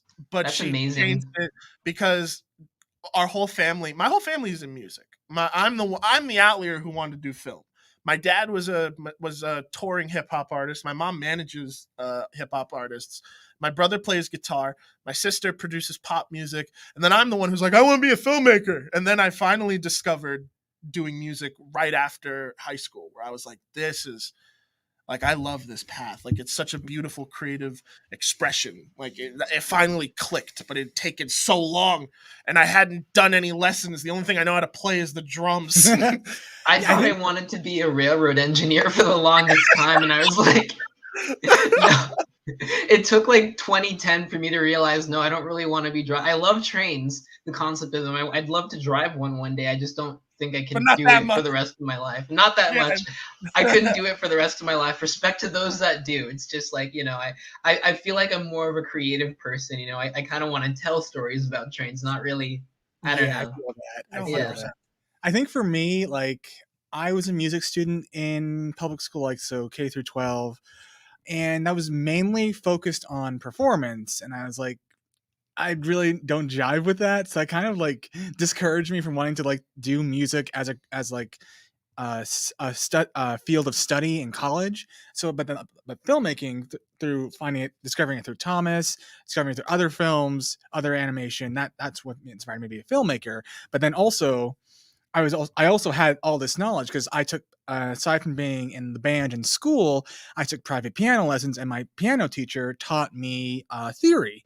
So I had all this knowledge of how music was written down on a page, but also just like I had started making music with like Mixcraft on Windows. My God, Mixcraft. And in 2011, and I was like, I want to be a filmmaker, but I also want to be able to make music so that I never have to hire anybody else to do the score. But that's the beauty of what you do, man. Like, you have a leg up.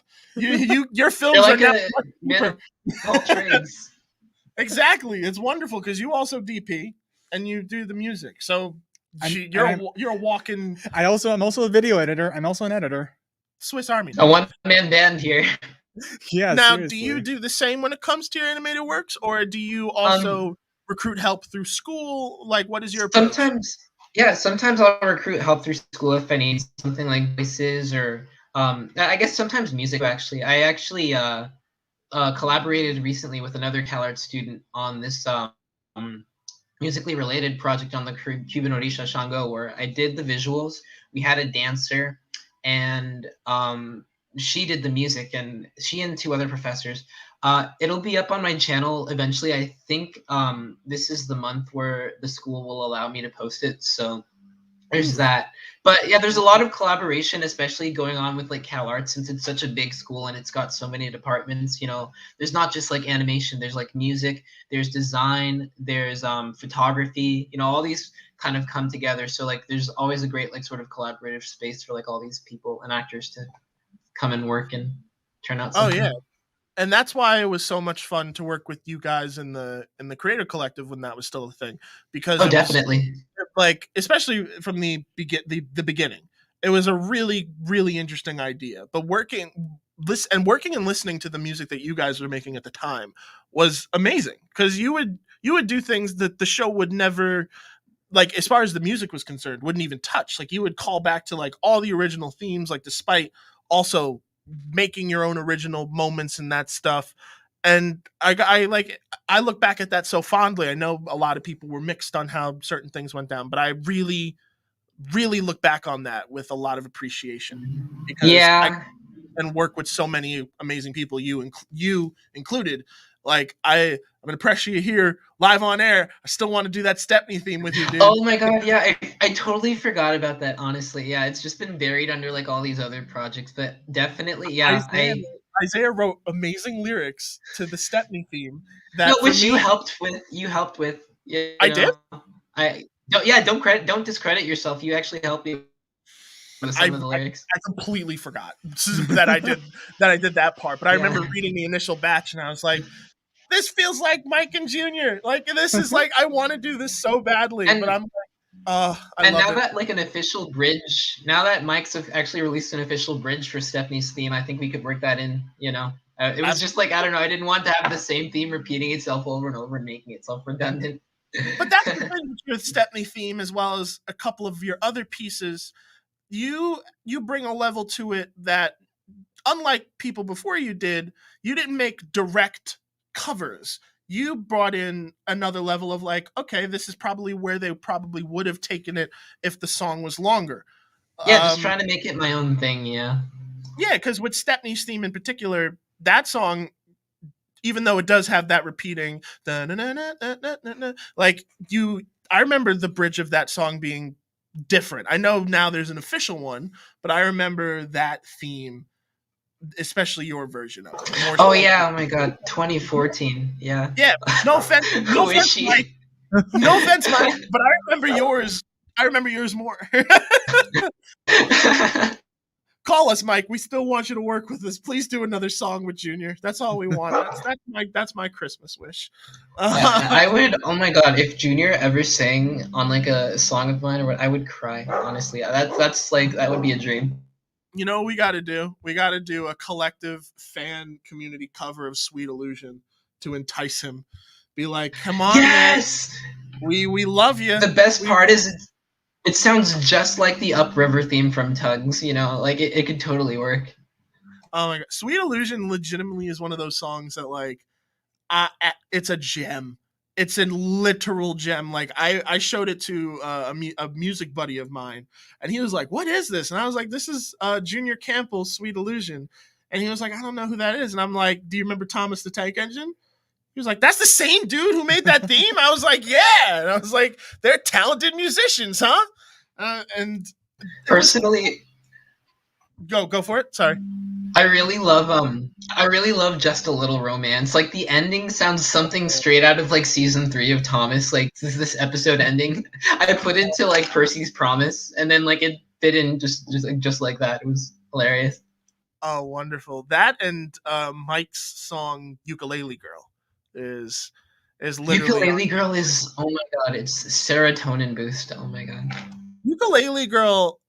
Oops, so sorry. Oof. Ukulele Girl is one of those tracks that, even though it's so simple, it's so effective. But for me, especially because you also like the Beach Boys like I do, I can hear that track and think of, oh my god, can you imagine if the original Beach Boys had done a cover of this? It sounds like a Pixar song to me. You know, it sounds like something out of Bug's Life or something. Yes. Oh my god, it does. It fits right in with the time of your life. So Live it well. Which maybe we'll do a cover of, because you can sing Yes. it, man. I kind of, oh my god, yeah, I did like a video of me singing the Terrence theme. It was okay. You know, I'm not the greatest singer, but you know, I try. Everybody, as you said, literally, everybody has to start somewhere. Yeah, we all have to start somewhere.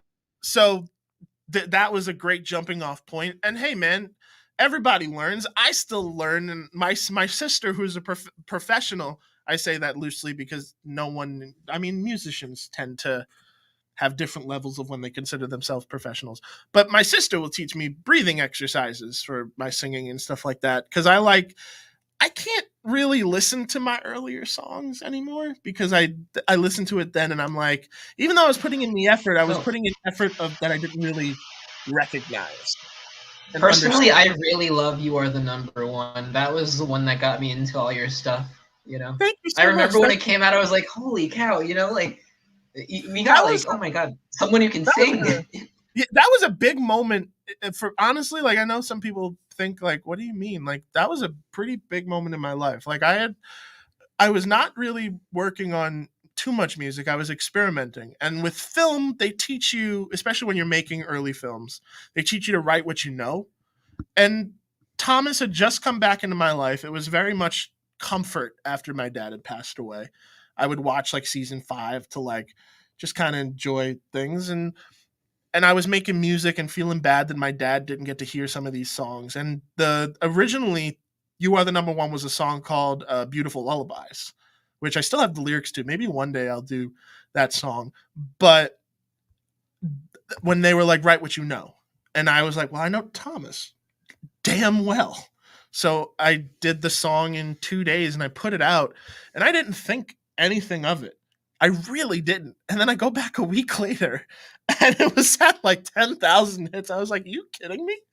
And what really blew me away, and I think you can attest to this, and you too, is seeing people take your music and your works and making it their own is something very, very special that I hope Definitely. I hope people get to share. Because I will never forget seeing the first You Are the Number One video. I'm not going to cry, I promise. Because it really because I was at a point where I was very kind of lost creatively and that song felt great at the time. And then I just kept going and it was so much fun and it's still so much fun. I think now we're on song 14 because I don't know if you saw it. We got a sneak peek of I'm working on another one. We're going to do a song about Donald and Douglas. That one's called Caledonian Steel. Probably comes out within the next. I get to listen to some of it. It's really awesome. I'm excited. Oh my god!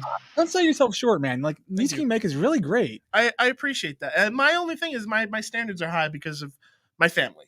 My dad was the musician, so I couldn't run it by him and my mom and everybody else. But it's great, and I love that. So please, and I mean this for everyone in the Thomas community. And this.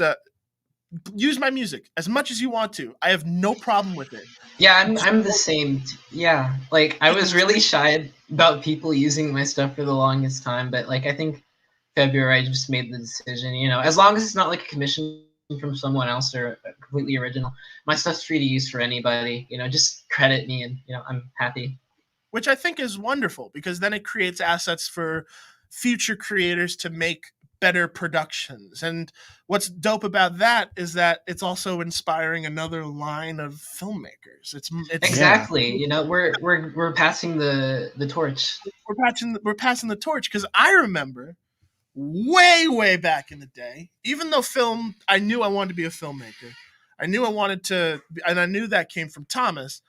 I didn't know that it was possible to do it on your own until I watched Thomas Blows His Stack. Does anyone remember Thomas Blows His Stack?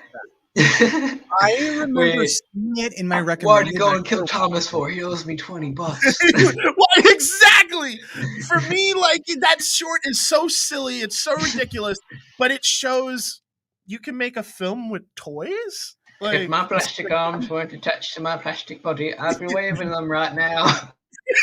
I mean, you see, for me, that was my first introduction to like Thomas fan videos was Combine Harvester 01's Thomas the Model series. Oh my god, yes. Oh my god, with Tiger Moth and like the Yes. Gary the Diesel, I think. Yes, those ones. Oh my god. And then I remember the hype when he announced he was doing a movie. Like a movie at the time. I remember that, yeah, and then seeing Diesel 10, I was like, holy cow. Oh my god. It was and that was one of the coolest experiences online, because I didn't realize that kind of shaped how the landscape would become later on for bigger events. Like, I'm not saying that like other companies and all that stuff copied how certain things in the Thomas community did things, but it was really interesting to watch. Everybody gets so hyped for this one thing, and everybody would go into the comments of not YouTube but Dailymotion to comment and be hyped for this.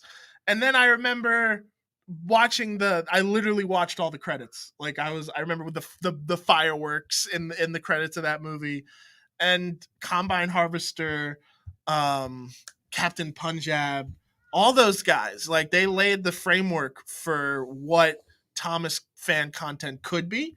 And then as of recently, within like the last 5 years or so, Thomas fans have just taken that to a whole other level, especially in the peaks and valleys of the show. When the show kind of falters, fan content, the best. It's like, oh my god, it's better than the show. Like, probably, yeah, on a higher tier. Like, I look forward to Dr. Richard Jordan, Scarloey 123, his stories more than the show at this point. He just posted a new episode, Passing the Torch, which was about Henry giving up the flying kipper to Arthur. And I was like, that's such a good story idea. That works so well, especially for Arthur, considering the fishing village and all that stuff. But like, it felt like classic era Thomas, and that especially with what we're getting now. Yeah, it was just it's so Yeah. wonderful to see. And you know what? Definitely. I'm not going to talk bad about All Engines Go, because I've learned one thing in this industry, and I'll pass this advice on to everybody else. If you don't really like something to the extent that I do not like All Engines Go, I know I'll probably be surprised about moments in it, but if I don't like it, I'm not really going to talk about it. It's like those people. And you work in it. Well, you're going to work in animation, so you can attest. There's still humans who work on these shows. Oh, definitely. You gotta respect the people. It's the executive like decisions that are made. Like, yeah, as personally, I'm not a fan. The art style looks good. No, the animation looks pretty good. It's just not what I'd consider for Thomas, at all. Yeah, no, it's not it's not Thomas. For me, for me, I consider it a spin-off, even though I know it's the main show now. Definitely. But I still will go into it with a grain of salt and appreciate, okay, this is still someone doing the work. Like, there's still humans behind this, and I know it's yet to be seen with the writing, so I'm not going to talk about that. But from what I've seen in the animation, it does look like there was some, at least, even though it's misguided effort, there was at least effort put into it. So that I could still see and appreciate. There was an attempt. Yeah, there was an attempt. There was an attempt. But other than that, that's really all I'll say on All Engines Go. Like, that's really it. I mean, you can attest. Like, so what is one of the coolest things that you've come to realize about animation from either watching Thomas or simultaneously learning about animation? I don't know if that makes sense, but like because I you're guess learning about like what's the thing that you take away from watching the show? I guess being able to like come up with something and like not be limited. Like there's live action. Live action's fun. It's just like I don't know. There's not many. There's not really any limits to like what you can do with animation. Like you can tell like so many stories, and like I guess it's really that, you know, just there's no boundaries to like what you can create, I suppose. Yeah, no, you're 100% right. Like that's why for me, I'm live action primarily. That's where I work and that's my space. I work with puppets. I'm actually a puppeteer. So I mean, I'm not working on Sesame Street. I wish, but I'm a good puppeteer. That would be amazing though. Yeah, seriously. I'm a good puppeteer for Christian Cortez Productions. I'm not good enough for Sesame Street and Henson. I've come to that realization, and that's fine. But it's that medium. It's live action's limited, and it's especially difficult because especially when you're trying to create a feature film like I'm right now, you're trying to bring together these resources to make something out of that, because one of my favorite filmmakers of all time is a gentleman named Robert Rodriguez. Robert made his first movie for $7,000, and it was based on resources that he had at his disposal. You can't really do that with animation. You can make short films, but you can't make features, but it's still pieces that you can use to do as a calling card. Yeah. Which is wonderful. And I think that now, especially, animation is really starting to be taken seriously, especially during the pandemic, where it was providing jobs for a lot of people. So yeah, so many people can work at home now. It's probably changed like the foreseeable future of like how working after the pandemic is, you know, for the animation 100%. industry. Is there like a place that you would like to end up working at? Like, do you have like how Carty was talking about before, how he has like three things that he wants to accomplish as a filmmaker? What are the three things you want to accomplish as a filmmaker, as an artist? I don't know. I'd really like to create, like, probably really like to develop my own, at least web series, or maybe even like TV series through like maybe Netflix or some other independent company one day. I don't know, like just kind of enter the industry maybe as like an independent artist, and then try and see if I can shop myself around. And you know, I have a few ideas I'd like to bring to the table eventually. You know, especially as a person of color. You know, I kind of want to be like a voice. You know. Absolutely. I appreciate that, because that's also, it's just wonderful. It's wonderful to see, especially artists of color having the moment that they're having now, or now exactly, especially in animation. Like a show like Craig of the Creek, which is one of my favorite, would not happen. Like I'm excited to see where that landscape goes in the next 20 years, because that's going to be the me too. No, yeah, my kids on. So I'm excited to see that. Like and I look forward. Like if I may shout out. So sorry, Isaiah. You go. Drop some pencils. If I may shout out Caleb Richardson, also known as Caleb. Hold on 1 second, boss. Your internet dropped out for a second, so you were going to shout like, out. Do it again. He does a little bit of music. You there, Isaiah? I think he's just behind a little bit. Hold on just 1 second, ladies and gentlemen. We'll figure this Hello? out. Hello. We can hear you, man. Can you hear us? Can you hear? We can hear you. We can hear you. Okay, wait. I can hear you. Oh, you can. Yeah, we can hear you too. Okay. Yeah, Caleb Richardson, aka Caleb Train.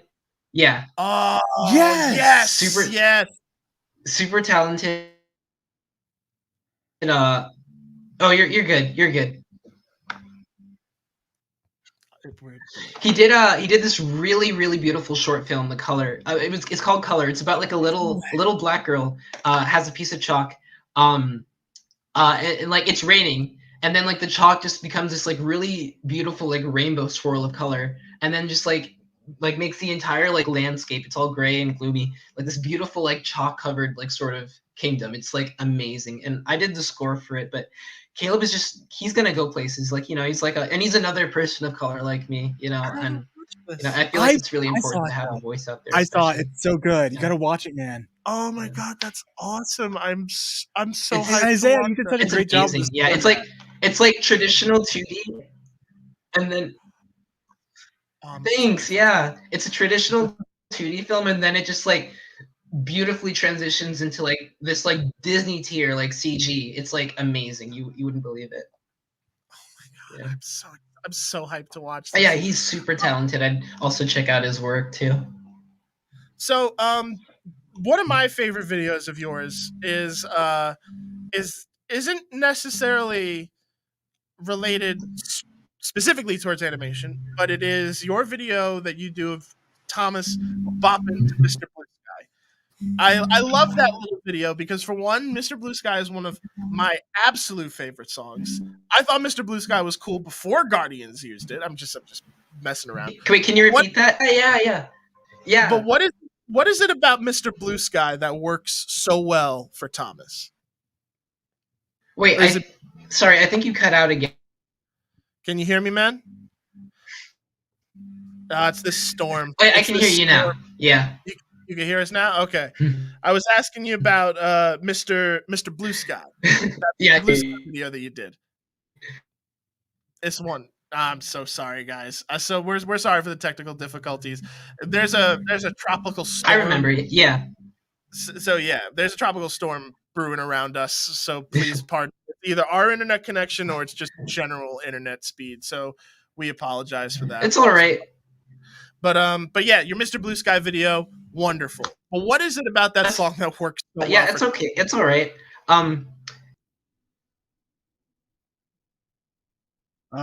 Technical difficulties, guys. I think. All right. Well, there's like Mrs. Blue, song. Wait, am I going through? You're like cutting in and out, kinda. We can hear you.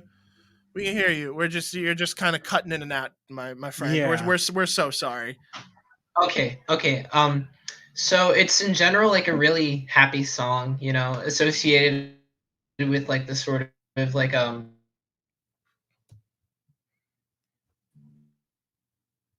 It's okay. No, don't worry about it. Yeah, it's in general like a really happy song, associated with like the common happy vibe that is like Thomas the Tank Engine. It's just kind of it was just really experimenting with like different sort of lighting techniques and background settings and all that. That was a lot of fun to do and just sort of show that like there's more to what I can contribute to the community than just like music with Thomas in general. And that's like and I think there's not like a lot of like 2D work in the community in relation to Thomas.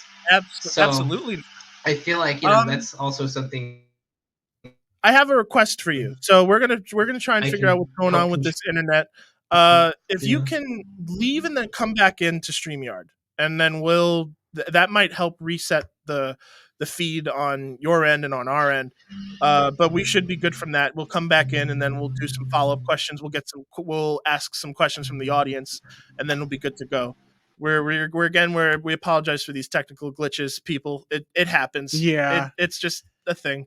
We're just in the middle of a tropical storm right now. So Isaiah, if you can just dip from StreamYard for a second, then just come right back in, and I'll bring you in. No worries. So I do apologize for these technical glitches, but Isaiah is one of the best. This is worth it, people.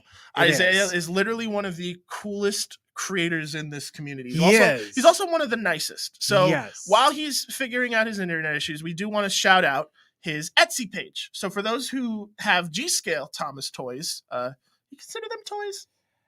or just model trains. Just model trains. Yeah, for those who have the G-Style Thomas model trains, Isaiah creates these amazing custom faces for them. His Etsy shop is Emoji Moonface, I think it's called. It's something a little silly like that, but it's wonderful. The Etsy page is it's plastic moon emojis. So you guys can go to that website. I'll drop a link in the chat. You guys can go check that out. You can order custom faces. Even if you don't have the G-Scale Thomas toys, they're beautiful to have. They're really good too. Oh my gosh. They're beautiful. Isaiah killed it with these engines. He did. Like gosh. they're wonderful. So here's the link. I just put it in the chat. Go check that out, guys, because he does beautiful work. And show your support. Leave a review. And but yeah, we're just waiting for him to come back, and then we'll figure out what the technical issues though. But yeah, this is the wonders of doing live stuff, people. This type of stuff just happens. But so far we're at the tail end of the show nearly. Yeah, basically. Which is wild. Because we've almost got another 20 minutes, and then this is gonna get given away soon. Y'all gonna find out who won the toy. So before we do that, we're going to go back to our interview with Isaiah. But please go check out his Etsy shop. Go check out anything that this dude does, because Isaiah is seriously one of the most talented people in this community. Seriously, and he is back. Yeah. So we're going to try this again. Internet issues be damned, okay? Work, internet. Work, damn it. Behave, Henri. Behave, Henri. Behave. Audrey, please bless the show. All right, we're bringing you back, man. Hello. Okay. Hello. Hopefully everything's working again. Thanks for the shout outs. Yeah, I make these little moon emojis in case anyone wants to buy them. They go great with the G-Scale trains if you ever. They're beautiful. They're handcrafted, right? Yeah. Like expanded from toys. Some are sculpted into different expressions. You know, the eyes move if you ever want to pose them. Oh my god! I didn't know the eyes moved. I didn't know the eyes moved either. Oh my gosh! Yeah, you just sort of, they're like Delaran balls. You just sort of pop them and place them in. It's all wait. Carry to the country show. Tell your friends. So you don't be slow. Oh my god! So now I think, unless you want to ask another question before we go to fan questions, is there anything you wanted to ask him before we go to community questions? No, I think we covered everything. Isaiah, so what we're going to do now is we're going to open it up to community questions. Anyone in the comments, you can ask Isaiah whatever you want. We'll pick it out and we'll discuss. Yeah. But man, I just want to say thank you again for coming on to the show. Internet issues be damned. Like, this stuff just happens, but like you are. Yeah, internet issues be damned. Yeah. I know I've said it a few times, and I know I sound like a fan, but like it is truly because I'm a fan. Like, I admire your work. Every time you post something, I'm always. No, I consider you a friend. You know. I Thank do too, you. man. I'm the same with. No, yeah. I've hung out with Adam at Strasbourg before, so hopefully next time I'm up there, we can all do something. Yeah. Yeah, no, yeah. Me, you, and Carty will all we'll all make a group trip to Wawa. All right, so we got our first question. Where'd you learn to sculpt those faces? I guess like I did like the ceramics course back in high school. I actually had this whole series of like coins where it was just like Thomas faces. You know, it was like a coin collection, but it was like these massive like sort of Thomas faces, like what if they were currency? And so I started from there. That's so cool. Then, actually, like, you still have those? I still have them, but they're deep in storage. They don't really look what I can do now. But like we all start somewhere. Yeah, absolutely. And then I think the following year, I think when I started college, I started doing faces for Percy and everyone. And then like from there, I just kind of like learned like molding and casting and like kind of like sort of what they did on the show, like sort of retooling the expressions to make new faces. And that's sort of how I actually got from making faces into making models for the characters. I have a few I can probably show right now. I didn't sculpt the face. This was kind of enlarged from a toy using these like urethane rubbers, but I made Toby. This is like a little Yeah, model I did. your Toby model. Ah, it's so Oh, good. it's beautiful. I mean, if the director of I know Tobias, I know he's your favorite. I hope he gets your approval. Mr. what's Half Brian. mine? No excuses. No excuses. It's beautiful. Oh my Thanks. god, that's wonderful. I love it so Right. much. My And, my only follow up to this question is, if you were planning a heist with your core group of friends, and in front of you props. was the Thomas props, but you can only take one because the cops are coming. Toby's in Mhm. front of you. Thomas is in front of you. Who you grabbing? Neither. I'd take Stepney because those aren't even the originals. Speaking of, come and get me, Drayton Manor. Oh, There's the boy. Oh Yeah, my no. god. Yeah, as far as I know, I think the Thomas and Toby are like the later brass ones. So I think I don't know, Stepney's toast at this point, but I could probably hire a professional to like actually restore him to like working order. That's actually one of the spec scripts I've written. Like Oh, actually, no. No, I'd take Daisy. Because like, oh my god. Save Daisy. Save Poor Daisy. Daisy. I would save Daisy. Hashtag save Daisy, people. Put it on Hashtag Twitter. save Daisy. Save Daisy. Save Daisy. But Alright. yeah. Just I guess it all started from a ceramics class, you know, and I did a lot of like clay models and stuff with Play-Doh when I was like 6. So That's awesome. All right, on to the next question. So this is from Duke of Benner Bay. His question is, what advice do you have for someone who's hoping to one day make it into the animation industry, the animation world, like, and maybe like general tips for making animations?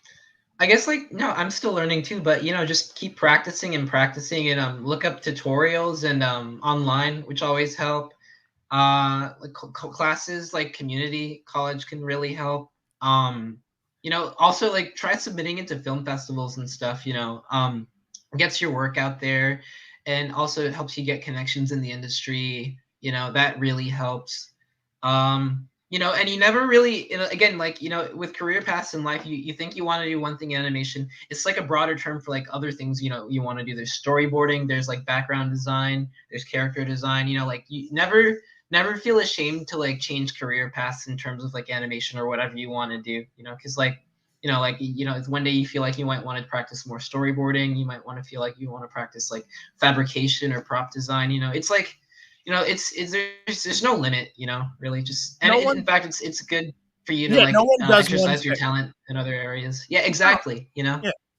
No one does one thing. That's why when you go on like IMDb for like all these legendary animation directors, you always see like the bare minimum of the things that they used to do before directing, because directing is the one of the peak things that you can do. So like, yeah, like for especially in animation, you'll always see it's like story artist, storyboard artist, maybe a writer, showrunner, and then like director. So that's really great advice, especially the career where it's like, don't be afraid to switch it. Not many people preach that, and as someone who did change career paths, because fun fact, your boy was going to be an architect first. oh my god, can you fix it? Yes. Yes, I can, damn it. Yay.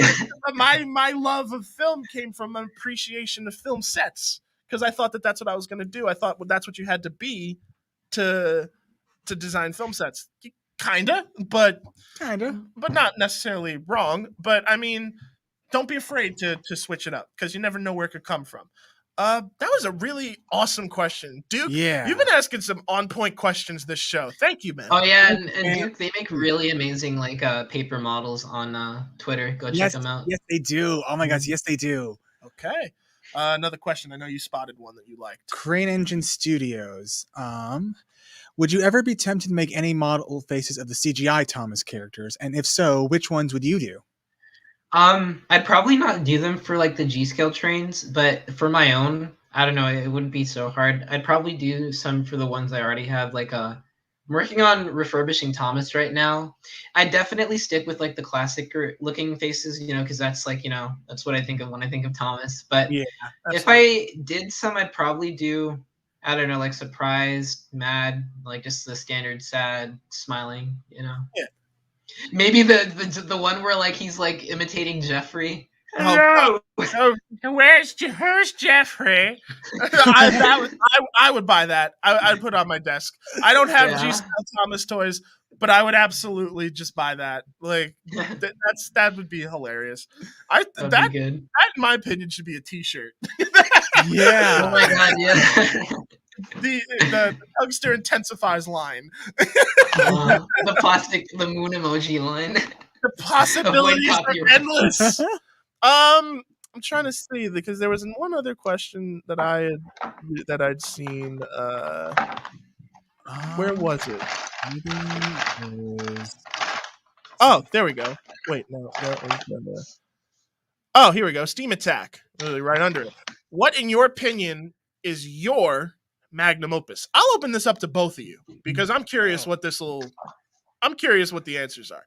So It's hard to say. I don't know. Like it's like I have so many children. I can't just choose one. They're all really fun. pick your kid, damn it. In terms of Thomas, I guess I'm really happy with my Stride music video. That one was really fun to do. Oh my god.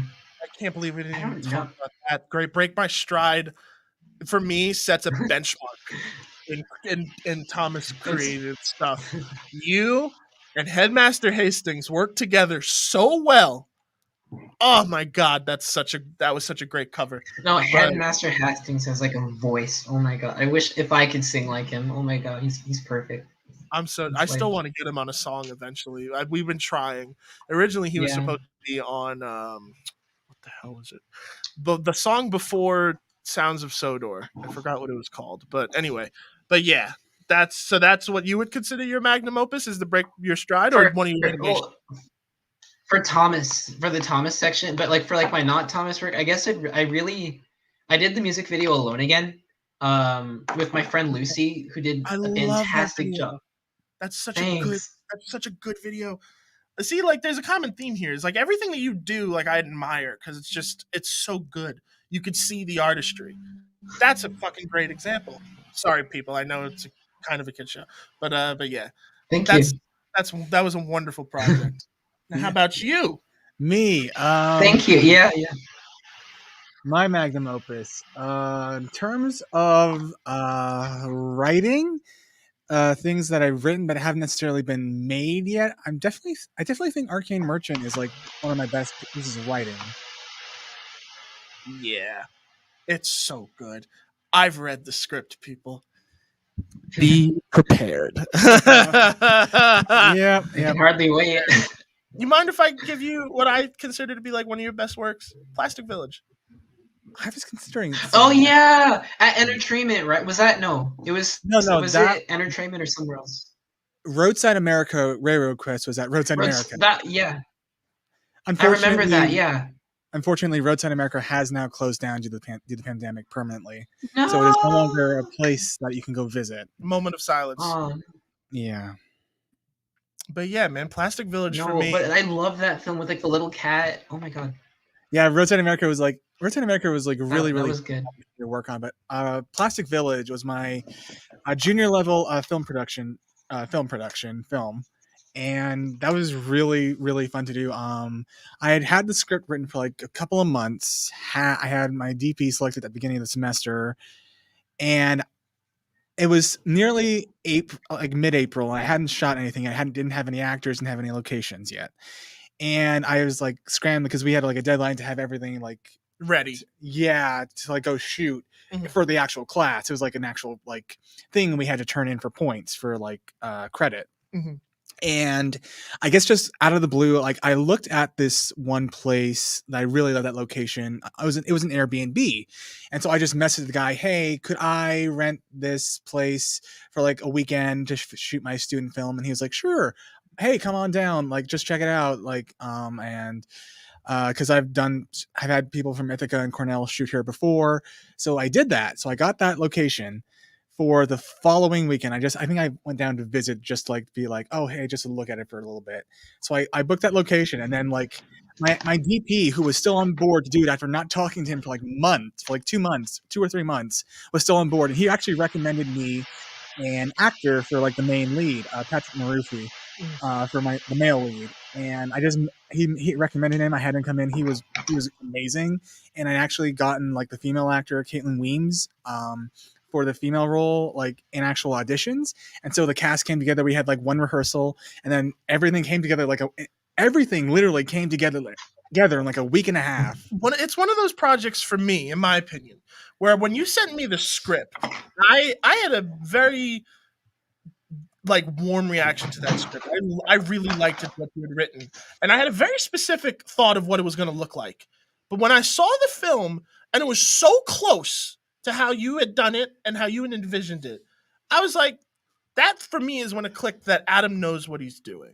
That's for me when Tynes really became the filmmaker that I know. And like that's why I follow your works. That's why I work with you. Master composer, like filmmaker, like you guys are truly very, very talented people. Both of you. Thanks. So Thank you. And you too. Don't forget yourself. Yeah, don't forget yourself, man. I'm out of here.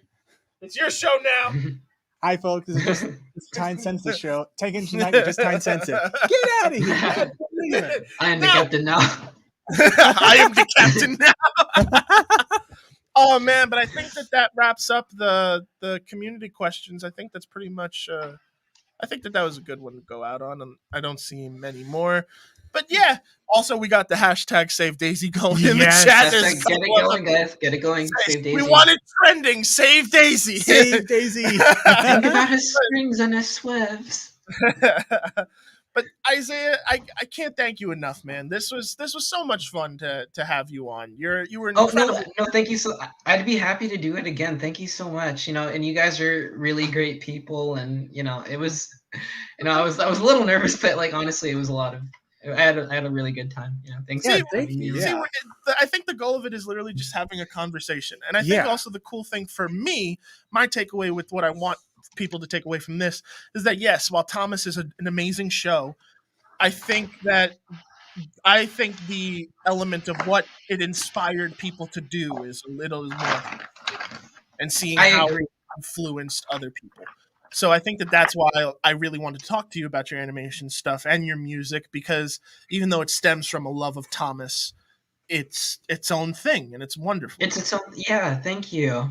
No, of course, man. You were a gentleman, as I said for Carty, and it means it for you. You were a gentleman and a scholar, a wonderful guest, like everything I could ask for. This went so well. Again, we apologize for the technical issues, people. This stuff happens. Yeah, it's totally fine. Pilot. Yeah, it's our pilot episode. Yeah. Yeah. No, and I'm honored to be featured in the pilot, to be honest. Yeah. So thank you. Course, thank you so much. Thank you so much for your time.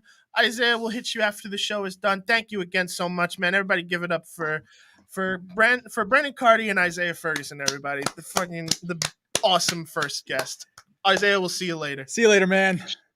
Did he dab out? He did. We're done. We're ending the show just from that. We're pretty much over. Oh my god. We don't even have to give the toy away. I guess it's mine now then. Yeah, I guess one of us will fight for it and win. Especially the one who's significantly taller than you.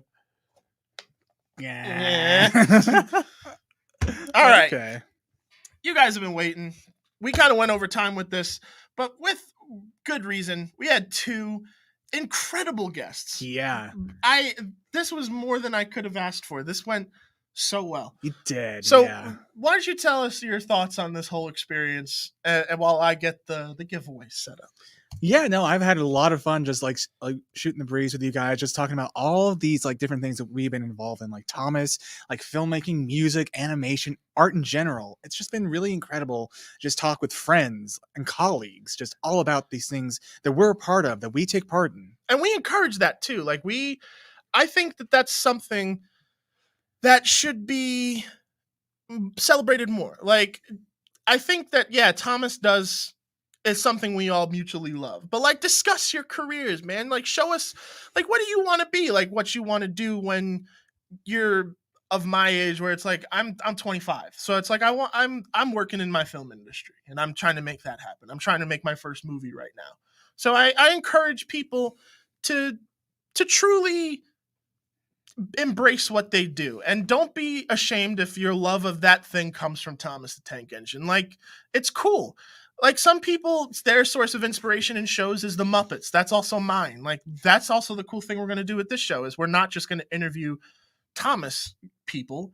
I would love to interview people who have not only worked on Thomas, but like other shows like VeggieTales, Sesame Street, Magic School Bus. Anything PBS, Yeah. really. Yeah, And, like honestly. you could just go down the laundry list of, Yeah. Who would you like to ideally interview on this show? Like, Lily- let that mull over while I pick our winner. Like going off of Magic School Bus, maybe we could get Lily Tomlin in for an interview. Boy, do you know how amazing that would be Very amazing. to get Lily Tomlin in on this show? That would be incredible. Can you imagine? Yeah. Oh my gosh. I think we'd break the internet.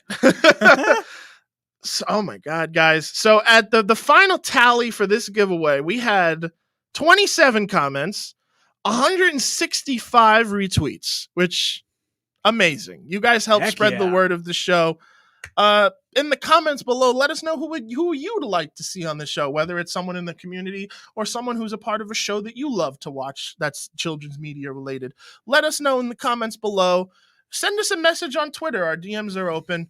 And moving forward, we really want to do a lot of more community spotlight things. So we would love to showcase what you're working on. So if anything, if you want to let us know, because our email will also be put on our Twitter as well. Send us your works. Me and Adam will probably talk about it on the next episode. We want to like highlight what y'all are working on. Yeah. We really do. So send us a message with, hey, this is what I made. We'll probably watch it, talk about it, because we're a small potato show right now. We just hit 203 followers on Twitter. Nice. So, all right, now I'm copying the link. We're going to find out who won this giveaway, dude. Heck yeah. The Die Pet Thomas giveaway. Maybe Milan could help. Well, believe it or not, Funny thing about that. Milan actually helps produce this show. Yes, he did. He helped us create kind of the look for Tech Engines tonight. He's listed as an executive producer in the credits, as you will see. Milan is the man. He's already a part of it. He's already in it. So He is. now I just have to copy and paste the winner, man. We're getting pretty close. Just I don't know why I deleted it, because Google Chrome is weird. What did that comment say? Spencer B. Adaption right after Steam Attack. I can't read that one. I'd like to see Cure the Artist, who's a big name in the Ben 10 community. His channel's called the Ink Tank. That'd be really cool. Yeah. He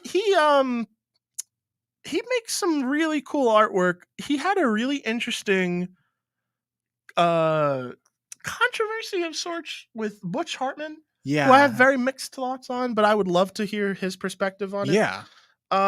So yeah. All right, man. We're loading in the giveaway, and we have our winner. Out of 165 retweets to win this Die Pet Thomas toy. Drum roll for me, man. Drum roll, everybody. The winner is the Dark Fries 1 on Twitter. You have won the Die Pet Thomas. Congratulations, man. Shoot us a message. Let us know. And we'll reach out to you as well. And we will ship this to you right away. Guys, that was Tank Engines Tonight. Our premiere episode. Our premiere episode. We're going to be doing these once a month. Roughly. Once a month. Yep. Not the same date. So the next episode is to be announced. We don't know who our guests are yet. Maybe they're in the comments. You don't know. Maybe. Maybe Adam's the next guest. Maybe it could be you. Maybe it could be you. Or you. Or you. Oh, Or you. Maybe you too back there. And all of you. In the There's third no, row. by the on way, left. there's no audience here. Just to elaborate. This was so much fun. It was. This was honestly a dream come true. This was a great show. Technical issues be damned. Yeah. The fact that we were muted in the beginning, who cares? But yeah, man, this was awesome. What is this comment? I think a really neat thing would be interviews of some fandom examples of people who've gone from Thomas content who've made it into / have connections into the industry. Absolutely. That, yeah, we could speak from experience both on that. Yeah, which is really funny. Why don't you tell them the story of what happened while we were filming the announcement for this? So if you guys don't know, man. Christian Cortez here, my buddy here, he knows Kevin Smith, who is director of Clerks, and Kevin Smith right now is making Clerks 3. And while we were filming the announcement, like promo video for this, he got a text message from Kevin Smith saying, "Oh, Not hey, a text, I got a DM." DM. He got a DM from Kevin Smith saying, "Oh, hey, Christian, I'm making Clerks 3 soon. Do you want to be in it?" So you might see this ugly mug on the big screen in a couple of months. That's depending on if Kevin hasn't forgotten. Yeah. But yeah, that was a thing, and literally it's on video. Maybe I'll share it eventually when it's not weird of me reacting to finding out I'm going to be in it, because it's actually quite humorous. His reaction is priceless. But from the industry experience thing, I've worked with Kevin a few times. I've done a couple of video series for him, documentary video series. He built 2 things. He built the Smod Castle, which is a podcast theater around locally where we're at, and then he also built a new version of Jay and Silent Bob's Secret Stash in Red Bank, which is his comic book shop. And I filmed the construction for both of them. And it was a really awesome experience. I worked with his best friend, Ernie O'Donnell. Ernie in the movie Clerks is Rick Darris. And Ernie, nicest dude ever. I've worked on a couple of his short films, and he's as I've said a couple of times about these people, he's a gentleman and a scholar. Maybe that's my themes. Maybe that's my that's your next song title. That's my next song. You know what? Maybe I'll make that word. Gentleman and a scholar. Who would that be about though? Duke? You literally just answered your own question. I didn't even have to say anything. You know, it's going to be really funny. I'm going to actually use this clip in the opening of that song, because I always do the Arcade Productions Presents. I'll put this before that. Hell yeah. So, but yeah, man. So yeah, from industry experience, we would absolutely love to do that, because it's really an interesting path of how that goes about. Because you also are self-promote, my friend. What did you just work on that was beautifully done for another YouTube channel? Yeah, so I just became a freelance video editor for The Take on YouTube. Basically, I'm one of their editors that edits video essays covering themes, tropes, characters, symbolism in film and TV, and they also cover events on celebrities and pop culture. Mm-hmm. They actually recently just did a video on the Scarlett Johansson lawsuit against Disney for their Disney Plus release of Black Widow. But the video that I did for them was a 16.5-minute video essay on 16.5 minutes done in 2 weeks, mind you. Yeah, oh my gosh, it was a lot of work, but really, it was a really good challenge, really rewarding challenge. It was challenging in a rewarding way. That's the way I want to say this. So it was a 16.5-minute video essay on Studio Ghibli's 2008 film Ponyo, which is an animated film, funnily enough, talking about how the main relationship between the magical fish turned girl Ponyo, that character, and the main human character Sosuke is an allegory for learning to love and take responsibility for the environment. That's something I did. That's something I'm going to be doing more of, more kinds of videos. Because they love you there. You've done that video work. You have another one in the works for them. I don't think you could say what that is yet. I can't say what that is yet. That's fair. But people, go check out that video. It's wonderful. Just know it was done by the director of Tobias and the Half Pariah, which is awesome. Yeah, Duke, thank you so much. Thank you for calling it a scrumptious video. Thank you. I think that's really it, man. Yeah. I think now is the time where we wrap up the show and let them know where they can find us. Where can they find you outside of this? They can find me on YouTube as Tyne Senseth and on Twitter at TineSariel, TineSaeriel. And you can find me as Arcade Productions on YouTube. I'm on Twitter as Arcade Player 1. Reach out, say hello. If you like my music, let me know. I love to hear what you guys think of that stuff. This was Tank Engines Tonight, man. This was the first episode of our show. And if I've done my job right, you guys can actually hear the music for the show. And I think this is a good point to end on. Dude, this was awesome. This was awesome. Thank you so much, my friend. Thank you guys so much for watching. Thank you for joining us tonight, everybody. And we'll all see you later. See ya, people. Peace out.